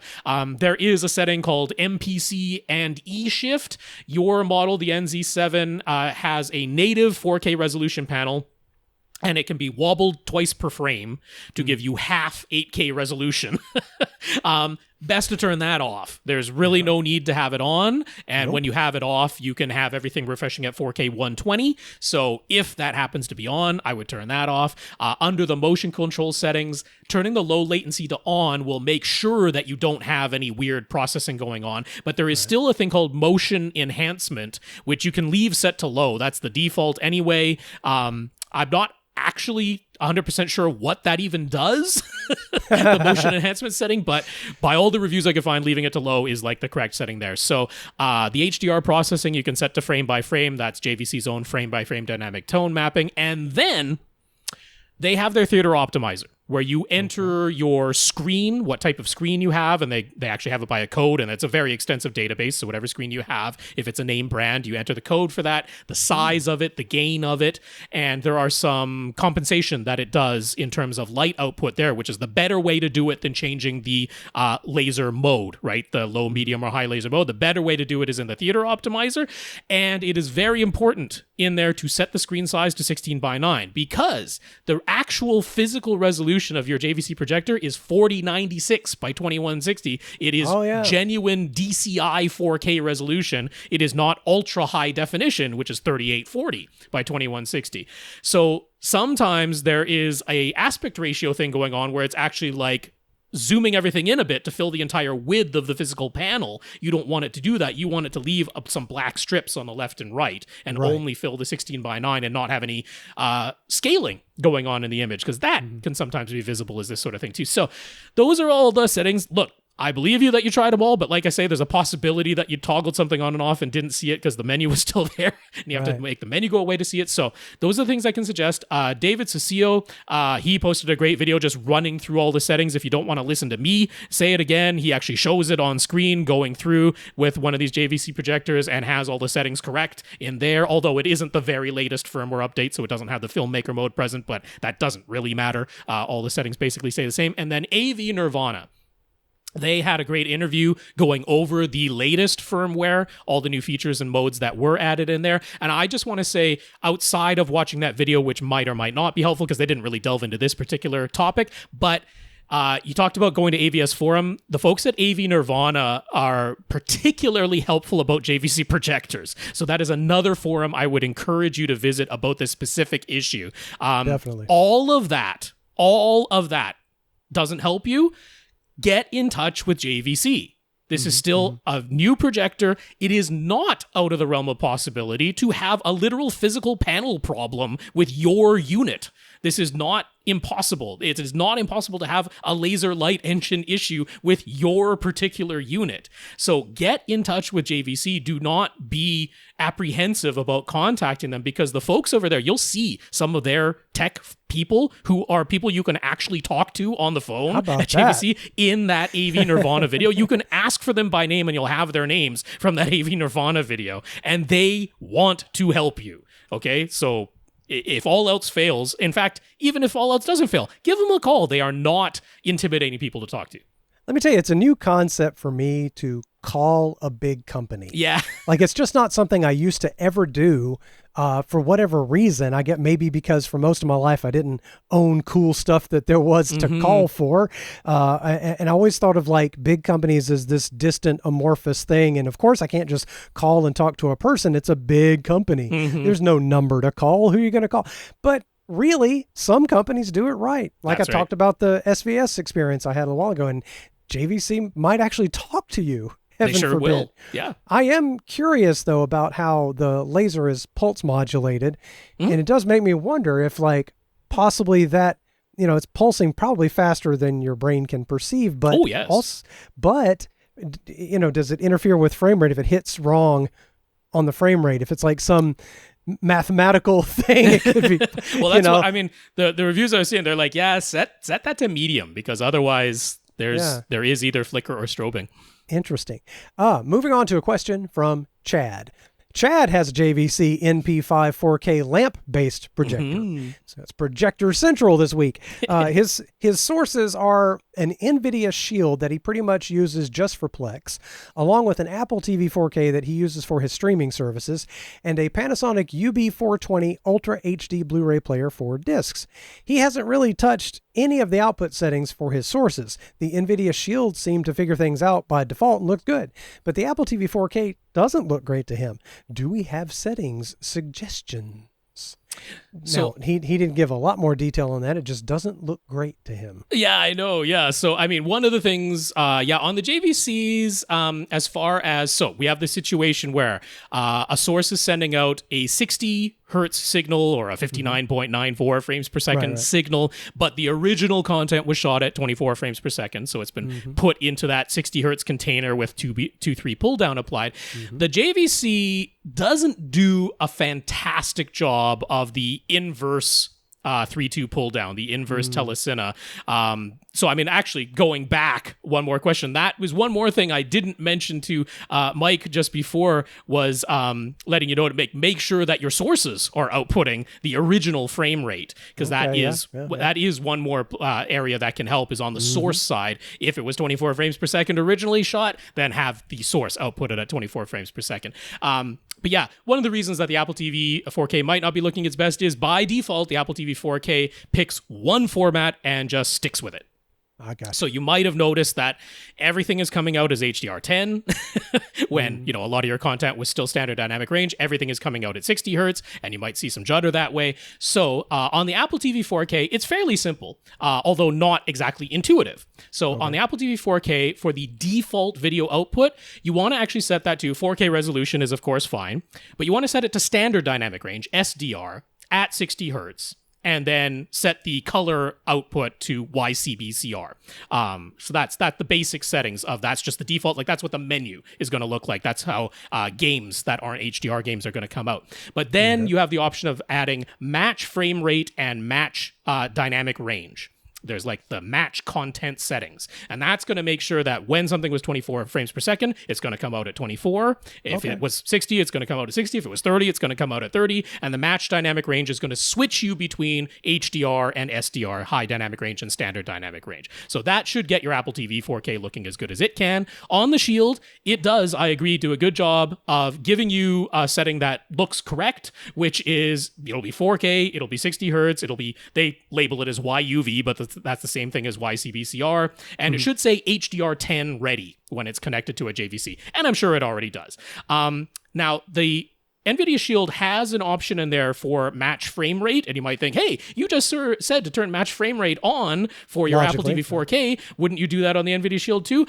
No, don't do it. It doesn't work properly. Don't turn that on. Also, do not turn on the match content color space, which is another one that seems like, shouldn't I want to match that? Nope, don't do it. It doesn't work properly on the NVIDIA Shield. Okay. The good news is he's really only using the NVIDIA Shield for Plex.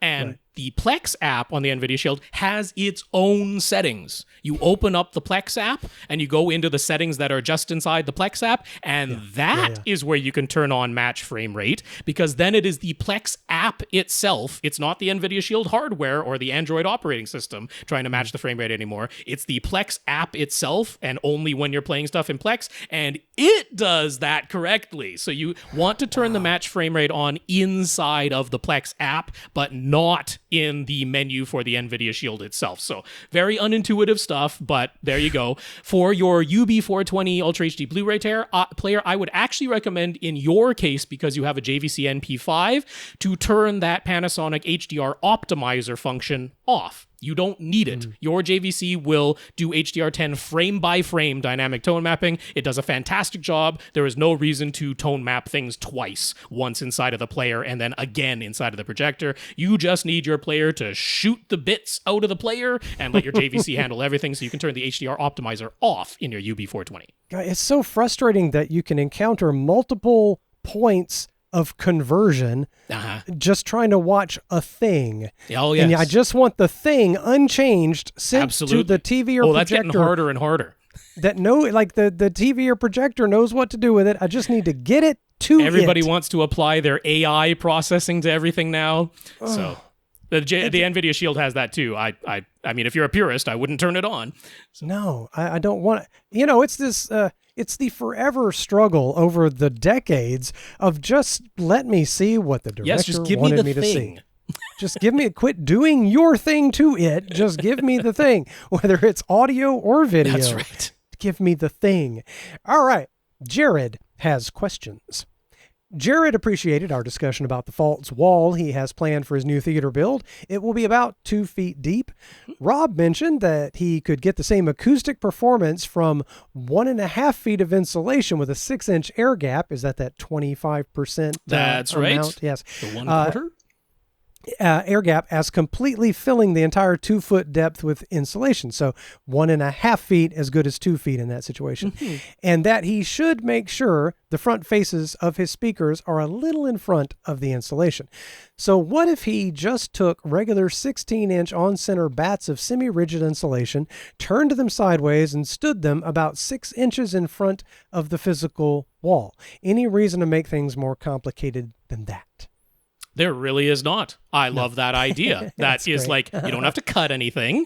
As long as you get the semi-rigid insulation, it's going to, you can stack one bat on top of another, because he's actually going to be putting, the whole space there, right? So they're all going to be standing next to each other, propping each other up. You don't even really need any supports or anything. That's a fabulous idea. No cuts. That's the easiest installation I can think of. just set it there. That's my favorite kind of installation. Set it there. That's right. For treating the rest of this room, it's going to be fairly narrow, and he really wants a super clean look with none of the treatments of speakers visible. Everything visually hidden behind fabric or embedded within columns or soffits. Mm-hmm. I get that.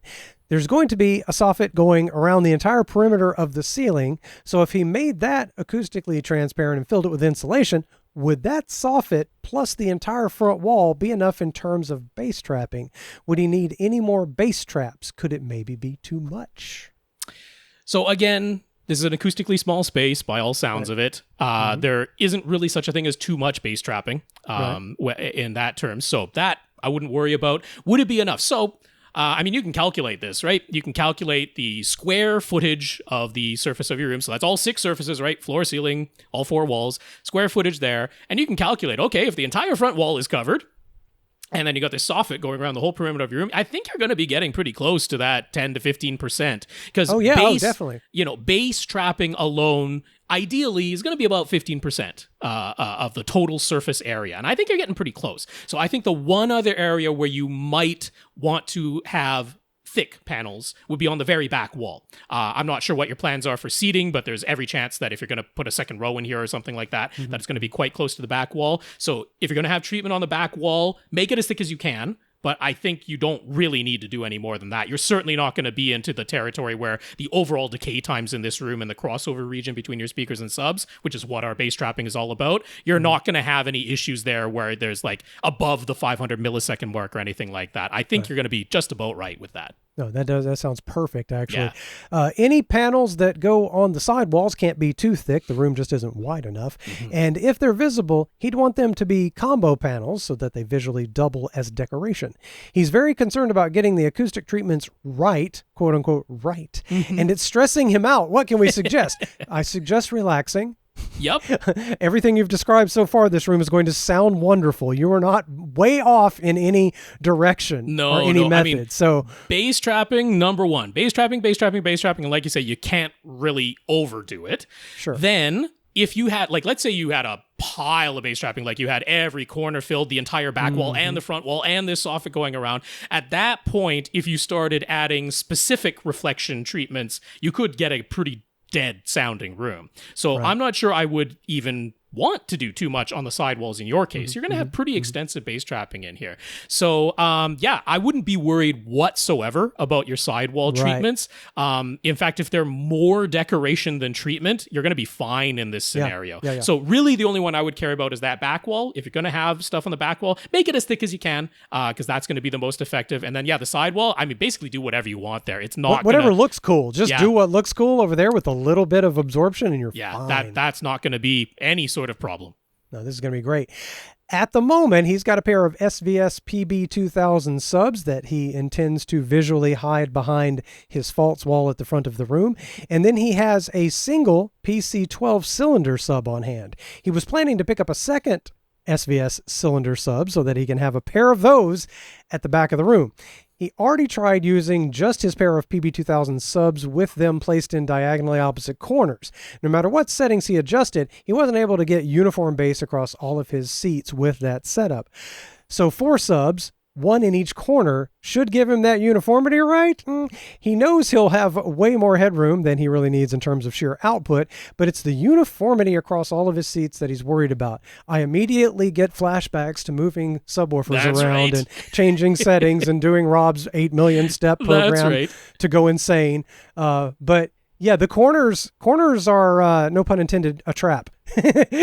Corners sometimes can, really do weird things. By Todd Welty's research, right? The diagonally opposite corners is better than both subs at the front of the room when you only have 2 subs, right? No subs across the room from each other. It's better than that, but it is not the optimal, right? The optimal in a rectangular enclosed room is the midpoints of opposing walls or all 4 corners. So It sounds like he has some placement restrictions, right? I can certainly see the midpoints of the two side walls. If this is a narrow room, that's out of the question.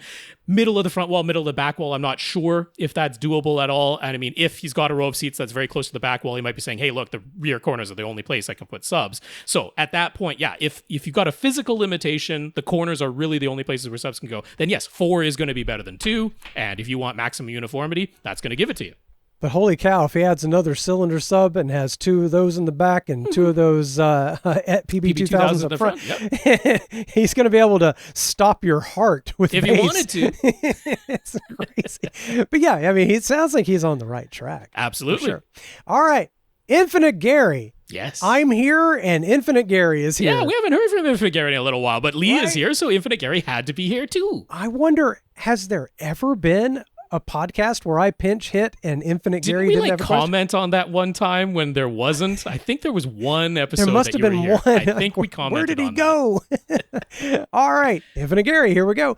Blu-ray.com or blue-ray.com has listed the tech specs for the upcoming disc release of Oppenheimer. They indicate the disc will have switching aspect ratios of 1.78 to 1 and 2.20 to 1. Gary will watch the disc on his 2.35 to 1 projection setup and also on one of his OLED TV setups. How will all of that go? Is it a case of letterbox black bars on the top and bottom for the color footage and pillar box black bars on the left and right sides for the black and white footage? It does kind of sound like you're going to get both letter and pillar box at some point. Well, no. Or at least no. No, you're not going to ever in this scenario in either. Well, I guess he could zoom his projector in such a way that it creates blank space on the left and right. He has the option to do that in his projection setup. But let's just focus on the OLED TV first. That's the easiest one. Yeah. So. First of all, it's not going to just go strictly by color versus black and white because Christopher Nolan shot Oppenheimer with color IMAX cameras and black and white IMAX cameras. Wow. So some of the scenes are originally actually a 1.43 to 1 aspect ratio, pretty close to our old 4x3 TVs, right? That type of shape. In both color and black and white. So some of the film is originally shot 1.43 to 1 color and black and white. And then the rest of the film was shot on 70 millimeter film, which had a 2.20 to 1 aspect ratio, but both color and black and white. So it's not going to be just color versus black and white is when the aspect ratios change. Okay. There are aspect ratio changes in both the color footage and the black and white footage. So as far as how this looks on just your OLED TV, well, when it's the 1.78 to 1 portions, that's the IMAX portions, that's the entire OLED screen. There's no black bars anywhere on that. Now, that is actually a little bit taller than the digital IMAX theaters, because the digital IMAX theaters were 1.9 or 1.89 to 1. Okay. So it's actually a little bit taller than that, but not the full height of the 1.43 to 1. So they took the 1.43 to 1 original IMAX footage, they cropped off, probably mostly they cropped off at the top, because I even noticed in the IMAX theater they didn't do much cropping at the bottom at all. So they probably crop off mostly at the top, maybe a little at the bottom, and they give you the entire 16:9. That's 1.78 to 1. So that's your whole screen filled on your OLED TV. Then when it's the 2.20 to 1 portions, the entire width is filled, but there's some black bars at the top and bottom. Okay. Right? That's a not as tall image. See, I was picturing like the almost 4x3 in the middle, so we'd have pillar box. There's no 4x3 portions. Yeah. So on most of our TVs, our 16:9 TVs, it's either going to be the entire screen filled with image or some black bars at the top and bottom. Not quite as large black bars as a lot of other movies because it's 2.2 to 1, not 2.35 to 1. Right. So, but still black bars. So on your projection setup, well, you got a choice here, right? Because if you decide to fill the entire width of your 2.35 to 1 screen, it means that there is going to be some of the image all the time projected above and below your physical screen. Right? Mm-hmm. There's going to be a little strip above and below for the 2.20 to 1 portions, but there's still going to actually be some of the image that's on the disc being projected above and below the frame of your 2.35 to 1 screen. And then for the IMAX portions, there's going to be a fair amount being projected above and below the physical dimensions of the screen. Now, if you're like, well, I don't want that, your only choice would be, you got two options, right? You could make the 2.2:1 portions the same height, the same physical height as your screen, right? So now the 2.20:1 portions fit into the height of your 2.35:1 screen, and you actually end up with blank space, not black bars, but blank, nothing being projected there. Yeah, no light at all. To the left and right. And then the IMAX portions, the 1.78:1 portions, will still have the image projected above and below the physical frame of your screen. Or if you're saying, I always want to see all of the image, well, now you have to make the height of the 1.78:1 portions, the IMAX portions, that has to equal the height of your 2.35:1 screen. Then you got big pillar boxing, you got big blank space, not actually black bars, blank, nothing being projected there to the left and the right. And then the 2.20:1 portions would have the same blank on the left and right and black bars above and below, all wedged inside of your 2.35:1 screen. So to me, that doesn't make a whole lot of sense. I could maybe see the argument for making the 2.2:1 portions physically the same height as your screen and having a little bit of blank space on the left and right, and then having the IMAX portions spill over above and below the screen. I could maybe see that watching it that way. But honestly, you'll probably just fill the width of your projection screen and always have some of the image cropped off and projecting above and below your screen.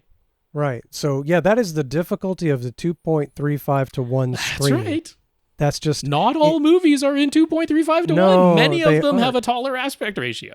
That's why, even though it feels not as cool, I would rather have a 16:9 screen. I really would, no matter what. All right, Kevin. Kevin is asking some questions on behalf of his friend Toby.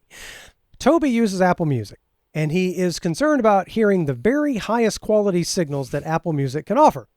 There's lossless, which can be anywhere from 16-bit 44.1 kilohertz CD quality up to 24-bit 48 kilohertz. And there's high-res lossless, which can go up to 24-bit 192 kilohertz, which the human mind cannot perceive. Toby has HomePod speakers, both large and mini, as well as a Denon Home 150 speaker, a Denon stereo receiver, and the main speakers he cares about, which are a pair of KEF LSX2. All of those can accept Apple lossless, but only the Denon receiver and the KEF LSX2 speakers can accept high-res lossless. So Toby's wondering, if he plays a song that is available in high-res lossless to more than one of his speakers at a time, will it be a case of them playing at the lowest common denominator, or will each speaker play the highest resolution signal it is capable of handling? And what if he plays a high-res song to just one speaker, but he uses voice commands via one of the HomePod speakers to do so? Would, say, his LSX2 speakers pull the 24.192 version from the internet directly, or would the HomePod be streaming the song in CD quality and using AirPlay to send it to the LSX2 speakers? Yeah. Woo. My guess is you're not getting the very highest at every single speaker. Right. So the overall thing, which of course I want to mention to you is, be truly honest here. Because you could do that. Let's say you just manually control your KEF LSX2 speakers, right? You just use the app.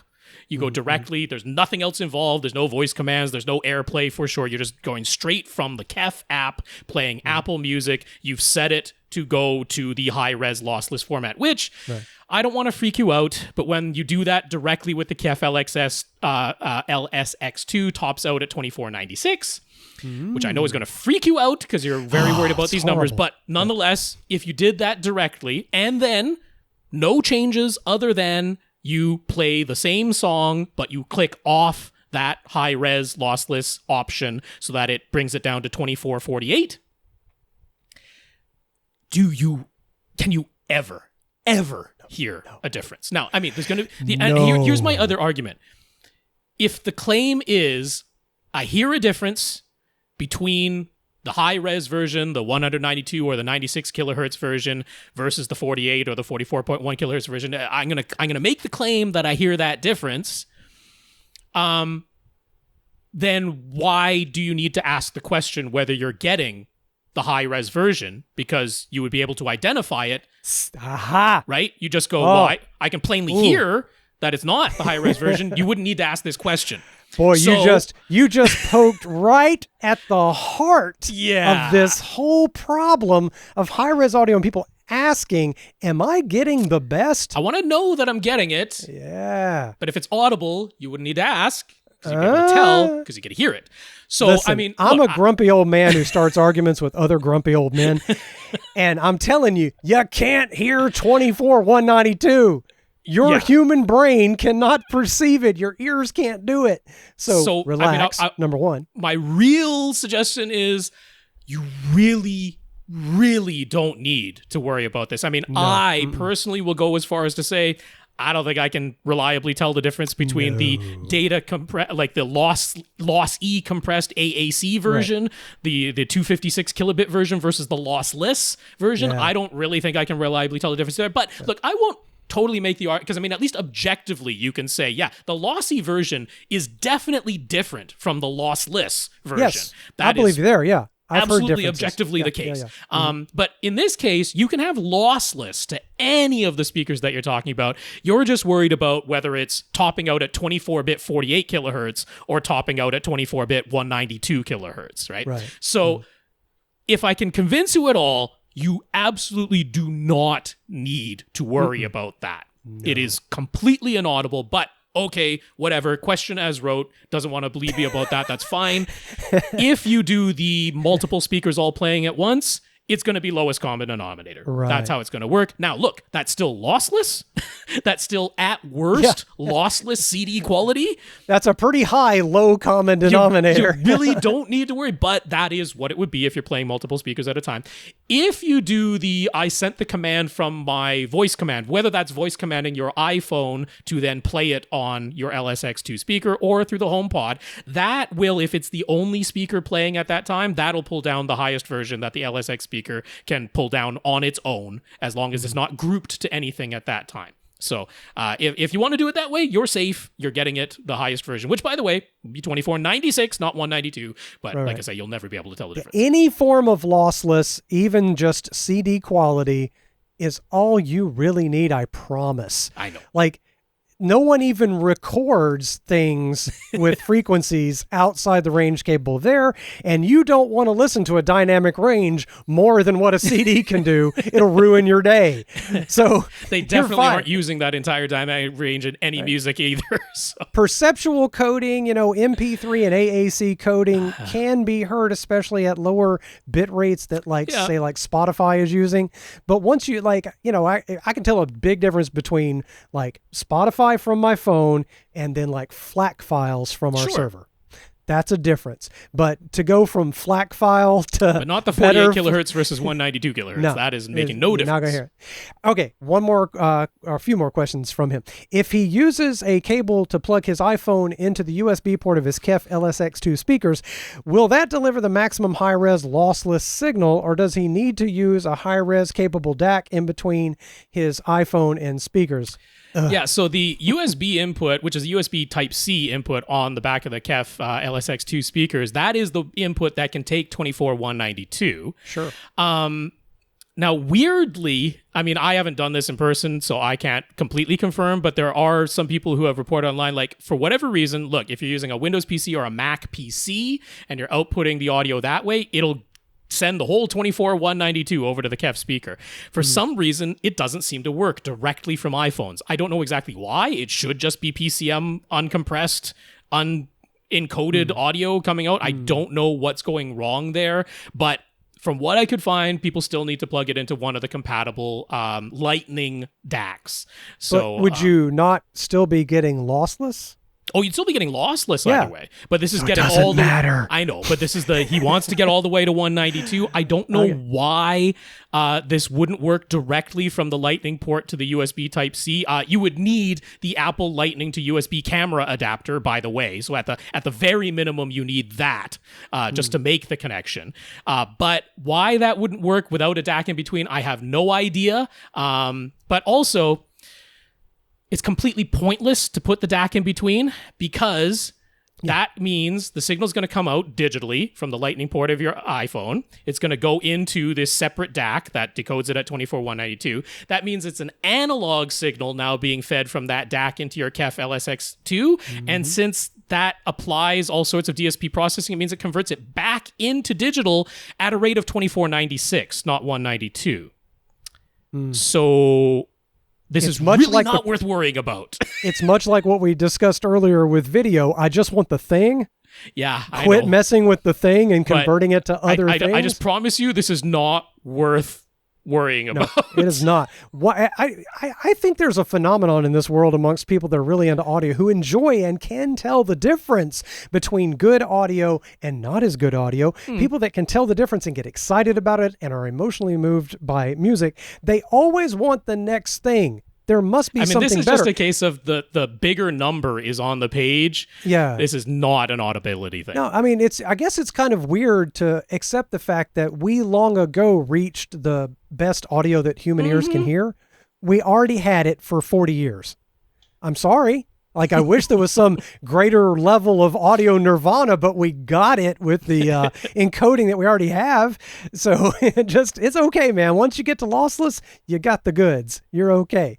Now, Kevin has questions for himself instead of Toby questions. This is now That's Kevin right. questions. He is ditching his SkyQ satellite TV service. He's going streaming only.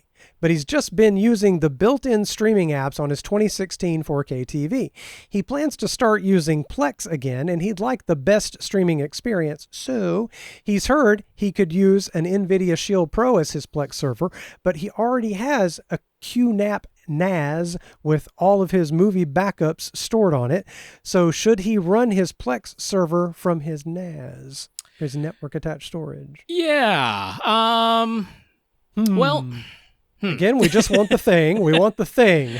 Yeah, I mean, the thing is, I will say this. Do you think you might be outside of your house accessing the Plex server that you have at your house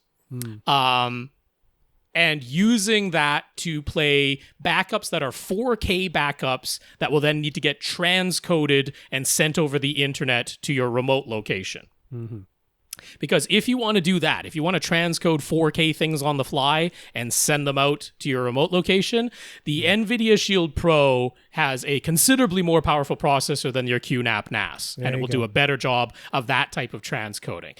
Now, the flip side of that is you will need to make sure that if you use the NVIDIA Shield Pro as your Plex server, that you go into it's under the screensaver settings and make sure that you set that to never turn off. Okay. Because otherwise it's going to put itself to sleep and you won't be able to access it remotely. So the NVIDIA Shield Pro draws a bit more power than your QNAP NAS. So if you aren't doing like high-end transcoding, then your QNAP NAS is probably never going to turn off.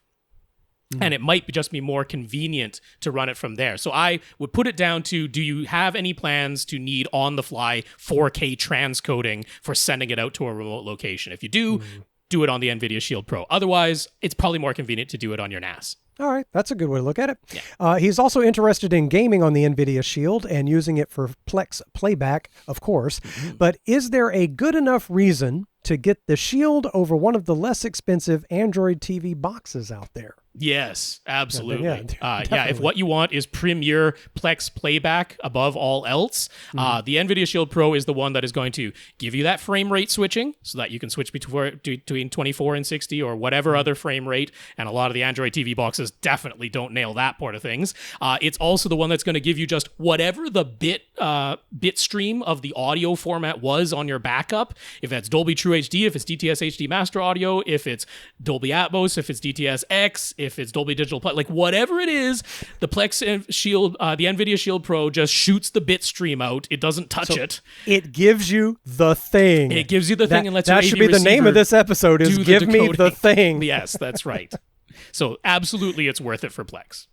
All right. Would it be worth also getting an Apple TV 4K for his streaming services? Or should he just use the NVIDIA Shield for everything? He's got two setups, both using a Sony Z9D TV. The living room uses a Denon X4400H receiver with a 5.1.4 Atmos speaker setup. The bedroom uses an older Onkyo TX-NR818 receiver with just a 5.1 setup. So what would get him the very best audio and video quality for each of his setups? Yeah. So Apple TV or NVIDIA Shield doing the whole thing. I like simplicity, but... Yeah, like what I was saying, so the drawback I still have about the NVIDIA Shield for the streaming video services, your Disney Plus, your Netflix, and all of that, is that the automatic frame rate matching does not work very well for any of the streaming services. The one that's built into the Plex app itself works for Plex, but that doesn't mean it applies to any of the other streaming apps. So what I've found, like, if you really care about that, that would be like the reason to get the Apple TV 4K, but he specified what TVs he's using. He's using Sony Z9T LCD TVs, and they are, unlike the JVC projectors that I talked about earlier, the Sony TVs that he has are very good at detecting a 24 frames per second inside of a 60 hertz container and applying the inverse 3.2 pull down and getting you back to judder free. So I do not think it's the end of the world with your particular display to just leave it at outputting 60 hertz for all of the streaming services. I would still do the frame rate matching inside of Plex, because why the heck not? That works really well. But for your streaming services, I would go ahead and leave your NVIDIA Shield at 60 hertz and just make sure that your Sony TV, what is it called? True Cinema something or other. I know cinema's in the name. Yeah, I can't remember. I haven't dug through the menus in a while on the Sony that's in front of me. Under the motion settings, I believe it's just called True Cinema. As long as that is set to high inside of the Sony TV that you have, it does a good job of doing the reverse 3.2 pull down and getting you back to judder-free performance. So I think you specifically could get away with just NVIDIA Shield, that you don't really need to add an Apple TV 4K just for frame rate matching purposes. And then, of course, in your living room setup, you're going to plug it straight into your Denon because it can pass everything through, and that way you're going to have maximum audio quality. In your bedroom, since it's only a 5.1 setup and your Onkyo is old enough that it's not going to pass through 4K and Dolby Vision, I would plug the NVIDIA Shield directly into your bedroom TV, and then your just rely on regular HDMI ARC, because that's all the Sony Z9D has. It isn't new enough to have eARC, but you've got a 5.1 audio setup in there anyway, so regular ARC is absolutely fine for that, and that's the way I would plug things in for the best performance in both sides. Well, that's very fortunate for him that his TVs and everything is just sort of ready for that NVIDIA Shield. It actually works out. So good. Simplicity in his case. Moving on to Eric, and maybe we can do just Eric or one more. What do you think here? I mean, I'll do whatever we can here, as many as we can. Okay. You go when you need to go. I might carry on if need be. Okay. We'll do at least a couple more. Yeah. Eric saw a video about using an HDFury device to let you play Dolby Vision content on a projector that only accepts HDR10. Is there much merit to doing this? And would your projector need to be up to a certain quality level to make it worthwhile? For example, he's using a BenQ TK850. Would this HDFury Dolby Vision workaround be worth it in his case? Yeah, it's an interesting thing. So it only works with the low latency version of Dolby Vision, or what is sometimes referred to as player-led. So like this works with your Apple TV 4K. This works with the Panasonic Ultra HD Blu-ray players, but it doesn't work with every Dolby Vision source. So anything that relies on it being display-led, it's not going to work there. It's only going to work with the low latency version of Dolby Vision. But what it's basically doing there is it is still establishing like an HDR10 connection, because that's all your projector understands. Your projector doesn't understand Dolby Vision natively. So what it's doing is it tricks the source into thinking it's connected to a Dolby Vision display.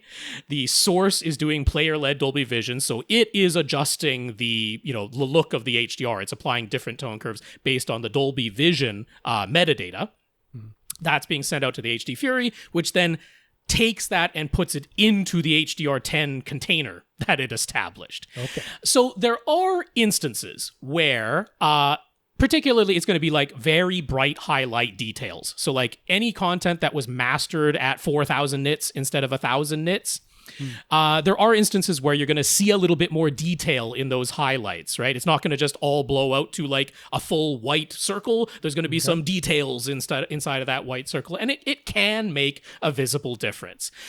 If you're just watching content that was mastered at 1,000 nits, there's not going to be very much difference at all, because your projector, all the projectors are already basically expecting 1,000 nit content, and they're still going to do their own tone mapping, right? They're not actually, your projector is not actually showing you 1,000 nits ever. It's still doing tone mapping. It's just that the HDFury in between is going to take content that was mastered to greater than 1,000 nits and retain more of the highlight detail for you in there. So I'm not going to say it's like worthless. There is some stuff there, but for your specific case of a BenQ TK850, it really can't do HDR. Like, it will take an HDR10 signal and show you an image instead of a black screen. It's compatible with the signal, but you can send it to it. It really can't do HDR, because I mean, HDR is about the blackest thing next to the whitest thing on the screen, and that contrast ratio, whether you're watching in standard dynamic range or high dynamic range, like, it really just never changes, because it just that projector just doesn't have the dynamic range to honestly make HDR look tremendously different from SDR. Now, you could actually still use the HDFury in this scenario to, instead of just putting Dolby Vision content into HDR10 container, actually convert it all the way down to SDR, which might give you the best results in this scenario. So I mean, I'm not going to say it's worthless, but I mean, like, the HDFury that you're talking about that can do the HDR to SDR conversion, that's a $550 device. And you're talking about connecting it to a definitely under $1,500 projector. Like, that doesn't sound right. Yeah. The cost benefit ratio just starts running out there. I would be more keen to actually just like output SDR from all your sources all the time and just do things that way. So I don't think the value is there for you to do it with this level of projector. But I'm not going to say it's worthless. Yeah, you can get back some more of that highlight detail that would have been lost otherwise. It sounds like it's one of those situations where don't send me the thing because I can't handle the thing. Yeah, not quite. Can't quite handle the thing, so don't give me that thing. But at that price range, I don't know that I would go that route. All right, we got a nice long question from Jason, and we'll see. Might have to wrap it up. So we got a couple more after that. We got a big long one after that. Jason gets his TV service from Bell in Canada. He subscribes to their satellite TV service, but they made him an attractive offer to switch over to their fiber TV IP-based TV service. Or does that really mean say Fibe? It's I did Fibe. Not know how to. Yeah, it's just Fibe. That's the brand name. Yeah, Fibe. I got you. You can imagine how I thought that was a typo of fiber. Yes, so indeed. I should have asked you ahead of time. So they made him an attractive offer to switch over to their Fibe TV IP-based TV service. So he went ahead and booked an installation. In Jason's setup, he has his sources plugged into his Denon X4500H receiver. The output from his Denon feeds an HDBaseT adapter to convert the HDMI cable into Ethernet and back again. His TV is an 83-inch LG C2 OLED. His HDBaseT adapter says it is HDMI 2.0 spec with 18 gigabit per second bandwidth. His old setup, which his NVIDIA Shield and Bell satellite box, was working fine. But when they simply switched the HDMI cable from his old Bell satellite box to the new Bell IPTV box, there was no picture or sound at all on his TV. So they connected the new IPTV box directly to his TV, and that worked fine. Mm-hmm. But he really doesn't want the TV box at the front of the room with his TV. He wants it with all of his other gear. Yeah. Strangely, plugging the new TV box into his Denon using the HDMI cable that normally goes to his NVIDIA Shield resulted in a glitchy signal. The audio was there, but the colors were all messed up. And then plugging the new TV box directly into his HDBaseT extender had the same result as the NVIDIA Shield cable. Sound and video made it to the TV, but the video was all green. The Bell technician was puzzled and called his supervisor. They concluded that Android boxes, which is what the Bell IPTV box runs on, do not work with extender kits. But of course, the NVIDIA Shield runs on Android, and that's working fine for him. Yeah. Ultimately, he wound up sticking with his satellite service, and they weren't able to get the new IPTV box working. Do we have any explanation as to why? That is super interesting.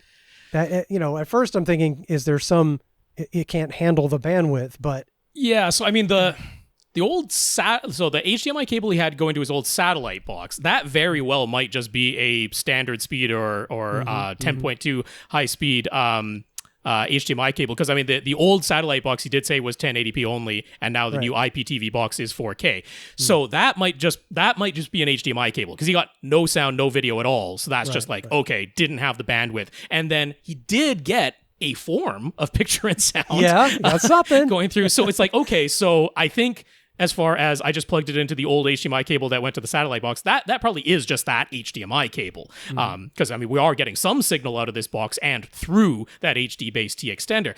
Why would the colors be all messed up? This could be one of those instances where your HDBaseT is the old pinout format that didn't have the with Ethernet, because they did actually change some of the pinouts when the with Ethernet spec got added to it. Now, if it's 18 gigabits per second and an HDMI 2.0, that shouldn't be the case, but I mean, this sounds like it's a pinout problem, right? Like, I bet, yeah. A signal of some sort is getting to the other side. Right. It's just but it's the green. colors are messed up. Yeah. Which sounds like it's a pinout problem. Yeah. So the physical incompatibility. That's right. So given that plugging the IPTV box directly in the TV worked perfectly fine with whatever HDMI cable was being used there, I mean, I guess the only thing that we could suggest here is either replacing your HDBaseT box with just a fiber optic HDMI cable at this point, right? Because, I mean, the reason you have it there is for the length of the run. Yes, that would do it. Replacing that with a fiber optic, because that's the way you would get the full bandwidth. Or in your case, you really don't need ultra high speed, which is what would require fiber optic. You could probably get a premium high speed, perhaps active, instead of fiber optic HDMI cable. So I think that's probably the most cost-effective solution. If you want to go HDBaseT, I mean, I suppose you could try a new and different HDBaseT adapter on either end, because this sounds like it's a pinout problem. I agree. That's about the only thing I can come up with there. Because I mean, if it was no signal ever, that's different. But it's like, yeah, something's getting there. It's just the colors are wrong. I just hate that the Bell technician was like, it's Android something, and ran away. No, that's not right. Yeah, no, that was trying to make you go away with one sentence. That's exactly what that was. All right, let's do another one here. Let's do David. All right. David is interested in designing his next home theater to be as soundproof as possible. Yeah. But realistically, he will not be building an entire dedicated space from the ground up, so it won't be as soundproof as possible. So he's trying to reconcile some of the advice he's heard, including from us. We've been saying how it's important to seal up every gap, including around wall outlets and switches, but then we've also said that if your air return situation requires it, you can still leave a gap under a solid core door or install an air return register as needed. How can both things be true? Because you have to breathe. If you've got a gap under your door or an air return register that is essentially just a hole for air to get out of your theater, doesn't that negate any benefits you'd gain from sealing up much smaller seams and gaps? No, it still minimizes it, and then you can breathe. Yeah, so I mean, it absolutely compromises your situation. Look, we don't want to have the gap under the door if we don't need it. We don't want to have an air register that is just essentially a hole to an adjacent room if we don't need it. It's just that I don't mess with HVAC, right? You've got to have the appropriate amount of circulating air, cubic feet per minute, in that room. That is paramount. That trumps any desires you have about soundproofing. You must have proper ventilation. I can't stress the importance of oxygen enough. Yeah. So I mean that like it absolutely is a compromise to your soundproofing. No bones about that. It's just it is not something you can debate. You must have appropriate air return. There has to be a way for air to get into and back out of that room. Bet. And it is a challenge. It's a massive, massive headache to get that right. But you must talk to an HVAC specialist. And if you cannot create a self-contained zone for your HVAC system, which is the only way to have it sealed and separate from the rest of your house, is it's a fully independent zone with its own feed coming off of your furnace and air conditioner. It's the only way you can do it. with an entry area for air and an exit area for air. That's right. And I mean, sometimes the exit is like to the outside if it's an external room that you're in, right? With external walls, but it has to be completely isolated from the rest of your HVAC system to have a truly fully sealed room. That's the only way around it. That is super expensive. It's usually way more construction that you want to do. And so that's why we're like, look, if realistically speaking, you have to continue using the HVAC system that you have, you might need a gap under your door. Like that's the way it is. But it absolutely is a compromise. Now, does that mean, okay, I had to compromise there because of the HVAC situation? Does that mean I shouldn't worry about sealing any other gaps in my room? No. Just imagine you're filling this room with water. That's the easiest way to visualize it, right? Imagine you want to fill this room with water and keep all the water inside. Is water going to leak out of the air gap under the door? Absolutely it is. Is that going to be less leaking out of that gap under the door than if you had no door at all? It's going to be a lot less than that. Closing the door and having just a gap is a lot less water leaking out every minute than if you had no door at all. And it's a controlled, known thing that you could probably then compensate for further. If you had other gaps where water can escape in this room, is that going to be more, less, or the same amount of water leaking out than just the gap under the door? More water is leaking out if you also have other gaps in this room. So that's the easy way to visualize and justify, I still want to seal this room as much as I can, but if HVAC code requires that I have a gap, well, I've got to have it. I can't debate that. Yes, please don't suffocate for audio. You don't have to do that. Years ago, he remembers us talking about the dead vent system to exchange the air in your theater with an adjacent room. But more recently, we've dissuaded people from using the dead vent, and he'd like to understand why. In his house, they have a flexible joint installed between the HVAC and the main plenum, but he can still hear noises transmitted from one room to another through the ducts and registers. He would really, really like to avoid that with the theater. So the idea of heating and cooling the room next to the theater and then having an independent air exchange between the two rooms is appealing to him. But if there are big downsides to the dead vent system, he'd like to know what they are and what is the better way of addressing HVAC soundproofing. Yeah. So, I mean, honestly, the reason I started not being so gung-ho about the dead vent system is that Ted White himself, which is like, he's the man I trust when it comes to soundproofing. He's the guy over at soundproofingcompany.com, and I absolutely highly recommend you reach out and contact him because he answers questions for free just like we do over here at AVRant.com. Like if you hire him to design your system, there's a charge for that. But if you just want to ask some questions, he answers them for free, which is insanely valuable because you will not meet a more knowledgeable and like very good at explaining it to people, because sometimes there are people who are really knowledgeable, but they're not great at the explanation side of it. Ted White has both. He's fantastic. You will not find a better person. So reach out to soundproofingcompany.com. Ask him these very same questions. Ask him more detailed questions than you've asked us. There is no better resource when it comes to that. But he himself has like backed off a little bit about recommended dead vent. You will still find information on soundproofing.com, the website, about the dead vent system. But he's like, in terms of real world installation, the amount of space it takes up, the cost to build it properly, and then the types of fans that you actually have to use, it's a lot of challenges. It's more cost than you would think at looking at it. And because of that, primarily, is why he's like, it starts getting iffy, whether this is really worth it. So what he's a bigger fan of now, and I agree with this, is a soffit muffler system, which is you have, let's say, your regular registers that are going to come into this room, ideally, so they're going to be up high, but of course you can reroute things so that the registers for this room are going to be up high. Then you basically build soffits that don't really need to hold anything. It's just that you've got that entrance now into your room, and then you're going to build a muffled soffit system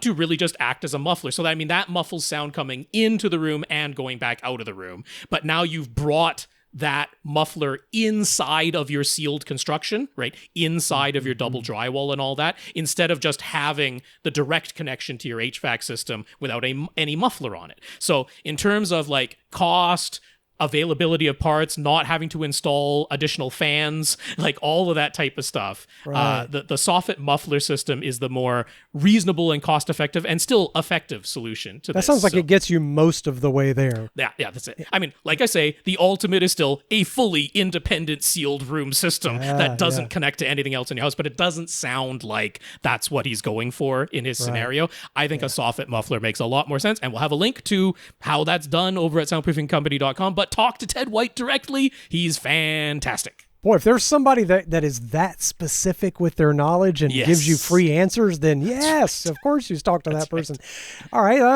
let's keep going a little bit here. Well, just because Matt's is almost exactly the same topic, so we can finish up with that, that's perfect. Okay, perfect. Matt wants to design his basement home theater with the most cost-efficient soundproofing possible. Yay, now you're talking to me. You go get some quilts and blankets, and you hang them on the wall, and you're done. He says, I've done it back in the day. He says the only direct structural connection between the basement theater location and the upstairs is the ceiling. So he was going to install sound clips with hat channels to hold the ceiling drywall inside the theater and insulate with regular pink insulation in the theater's ceiling joist bays. But would it be worth doing anything more than that? Would another layer of drywall on the ceiling with green glue be worth the cost here? Would beefing up the theater walls at all, even just adding insulation and doing nothing else, even be worth it? More mass. Yeah, so this is that helpful? I think it is. I've got a two-pronged answer here. Number one, same as above, talk to Ted White. Yeah, there you go. But before you talk to Ted White, if you want to save him and yourself some time when you do reach out to him over at soundproofingcompany.com, in case Matt jumped directly to here and didn't hear the previous answer, soundproofingcompany.com is the website. Ted White is the man over there, and get in touch with him directly. But to save him and yourself some time in this, the bigger thing here is you really need to understand what level of soundproofing your level of expectation truly is, right? Because you're saying, okay, as far as I can tell, the only direct physical connection from my basement to the upstairs is the ceiling. Yeah. I mean, that can't be true because something's holding up the house. You've got a foundation, your upstairs floor is going to be supported by some kind of support columns or load-bearing walls that go from the foundation to the ceiling joists. Yeah. There are the joist bays, so it's just okay, let's imagine some sound escaped into the floor of your theater, right? Physical vibrations from your speakers and subwoofers got into the floor of your theater. Those are going to transmit physical vibrations into the support columns or load-bearing walls that then attach to the floor joists of the floor above, and now you have physical vibrations that got transmitted from your theater into the upstairs floor. All right, no direct air path, but physical vibrations got there through your foundation, or they got into the walls of your theater. But if you just construct normal 2x4 walls, those have been nailed or screwed into the ceiling joists, which transmit physical vibration into the floor joists of your floor above, and now you have sound transmitting there. Let's say airborne sound transmission got into the air cavities of your walls. Those have a connection to the joists above you. Those connect to the floor above you. There's always a connection path, right? Unless your house is superconducting at room temperature and floating on magnets. That's right. Or let's say some sound got into the joist bays of your theater ceiling. Those get into the adjoining joist bays outside of the theater. So if the only area that you soundproof treated was just the theater ceiling and not any of the other basement ceiling, now there's a sound path to get up to the upstairs floor. So, I mean, if you want silence, right? I can go into this theater, play it at 115 decibels in the bass, and it is literal dead silence throughout the rest of the house. You need to construct a room inside of a room. You have to have a completely decoupled room inside of a room. I don't think, since you came into this saying, I want the cheapest way of doing soundproofing, that you're actually expecting that. That ain't the cheapest way. Yeah. And obviously, the alternative is I didn't construct anything at all. I left open ceiling joists with nothing in them and not even drywall on top, and I didn't put up any 2x4 walls. I just have a wide open theater area, and I'm blasting sound there, and obviously I can hear it upstairs. I want something quieter than that. But you have to have a realistic expectation and design, like you have to know, well, how quiet do I actually want it to be? Do I want it to be, I'm playing a movie, it's not at 115 decibels, and like upstairs I'm like, okay, I can tell someone's playing a movie, but like I can still have a conversation up here. It's not like louder than my conversation. Or it's like, no, there's somebody going to be sleeping directly above, and if even a little bit of thumping gets up out there, like, so you got to know what you're aiming for. What do you mean by soundproofing is the first question. Right. Yeah. So in the end, if I was going to say, well, do you need to do like nothing to the walls and floor and only focus on the ceiling? No, you can't really do that, because the floor and the walls are still a pathway, whether through physical vibration transmission or through air gets into those joists, bays, or the wall stud bays. Those start to resonate. That transmits sound upstairs, right? There's many ways for sound to get up there, and there's your HVAC system. I'm sure you've got a centralized HVAC system in this house. That's going to be a pathway for sound to travel to other parts of the house too. So understand and set your expectations. Talk to Ted White for sure, but it isn't going to be as simple as I'm just going to insulate in just the theater portion ceiling, and I'm only going to put sound clips that has channels there and a single layer of drywall. It's like, no, you're going to need to still do all 4 aspects of soundproofing if what you want is I can play my movie pretty loud here, and they might be able to hear a little something upstairs, but not very much. Yeah, that's usually everybody's concern, right? You got a family member sleeping in another room somewhere. That's right. And you want to be able to enjoy something while someone else is somewhere being quiet. Yeah. But I mean, there are levels, and this is where Ted White can guide you to exactly what you need based on what you really want to achieve. But he's going to be like, he tends to err on the side of like more is better, like getting close to the full soundproofing, because if you want to be happy with the results, if it's pretty close to dead silent, you're never going to be unhappy with that. But he absolutely understands, there's budgets that you got to consider here. So you're going to end up with something like, okay, I'm going to build staggered stud walls, I'm going to have like furring strips or sound clips and hat channels on my ceiling, and maybe, 1 layer of drywall with insulation inside and everything properly sealed is gonna get me to where I want. Or I might need more mass than that to actually get closer to silence, but it's gonna be more in that range. But it is not gonna be the ceiling and nothing else. It's not gonna be that. No, that wouldn't work. I just like the idea that after this podcast goes out, Ted White's like, why is my email so full this week? We never have that many people listening to us, but he doesn't mind. I mean, look, I'm not going to promise that he's going to get back to you in 5 minutes. Like, you might need to wait a little while. But yeah, no, he's amazing. So on our list, we have Jay, Ilango, and Nick. You guys will be first up next week. And Tom should be back next week. But if not, we'll find a way to still bring AVRant to you. Always AVRant coming at you. That's right. This is the podcast that answers your home theater and AV questions. And to get those questions answered, all you have to do is ask by emailing us. question@avrant.com is our email address, and by far the best way to reach us. And so I want to thank our listeners of the week. Just before we leave here, don't know if anybody donated by PayPal. If you did, we'll get you next week. Patreon.com/AVRant podcast is where you can go to sign up to make an automatic monthly donation. So big thanks to our 134 patrons there. And Kevin, thank you for being one of them. And then thank you to Shawn, Chad, Gurinder, Karl, Jorge, Jason, Jay, and Ilango for your notes of gratitude to us for keeping the podcast going. A big thank you to everybody who continues to listen and send in your questions. So on behalf of Tom Andry and for AVRant, I'm Rob H. And I'm Lee Overstreet. Go out and listen to something.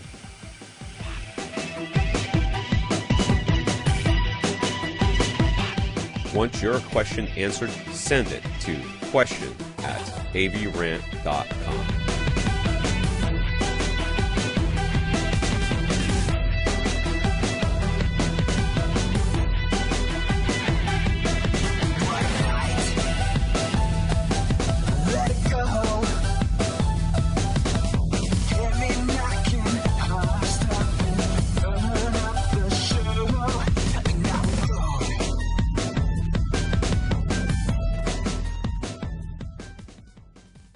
This is AVRant. Now go out and listen to something.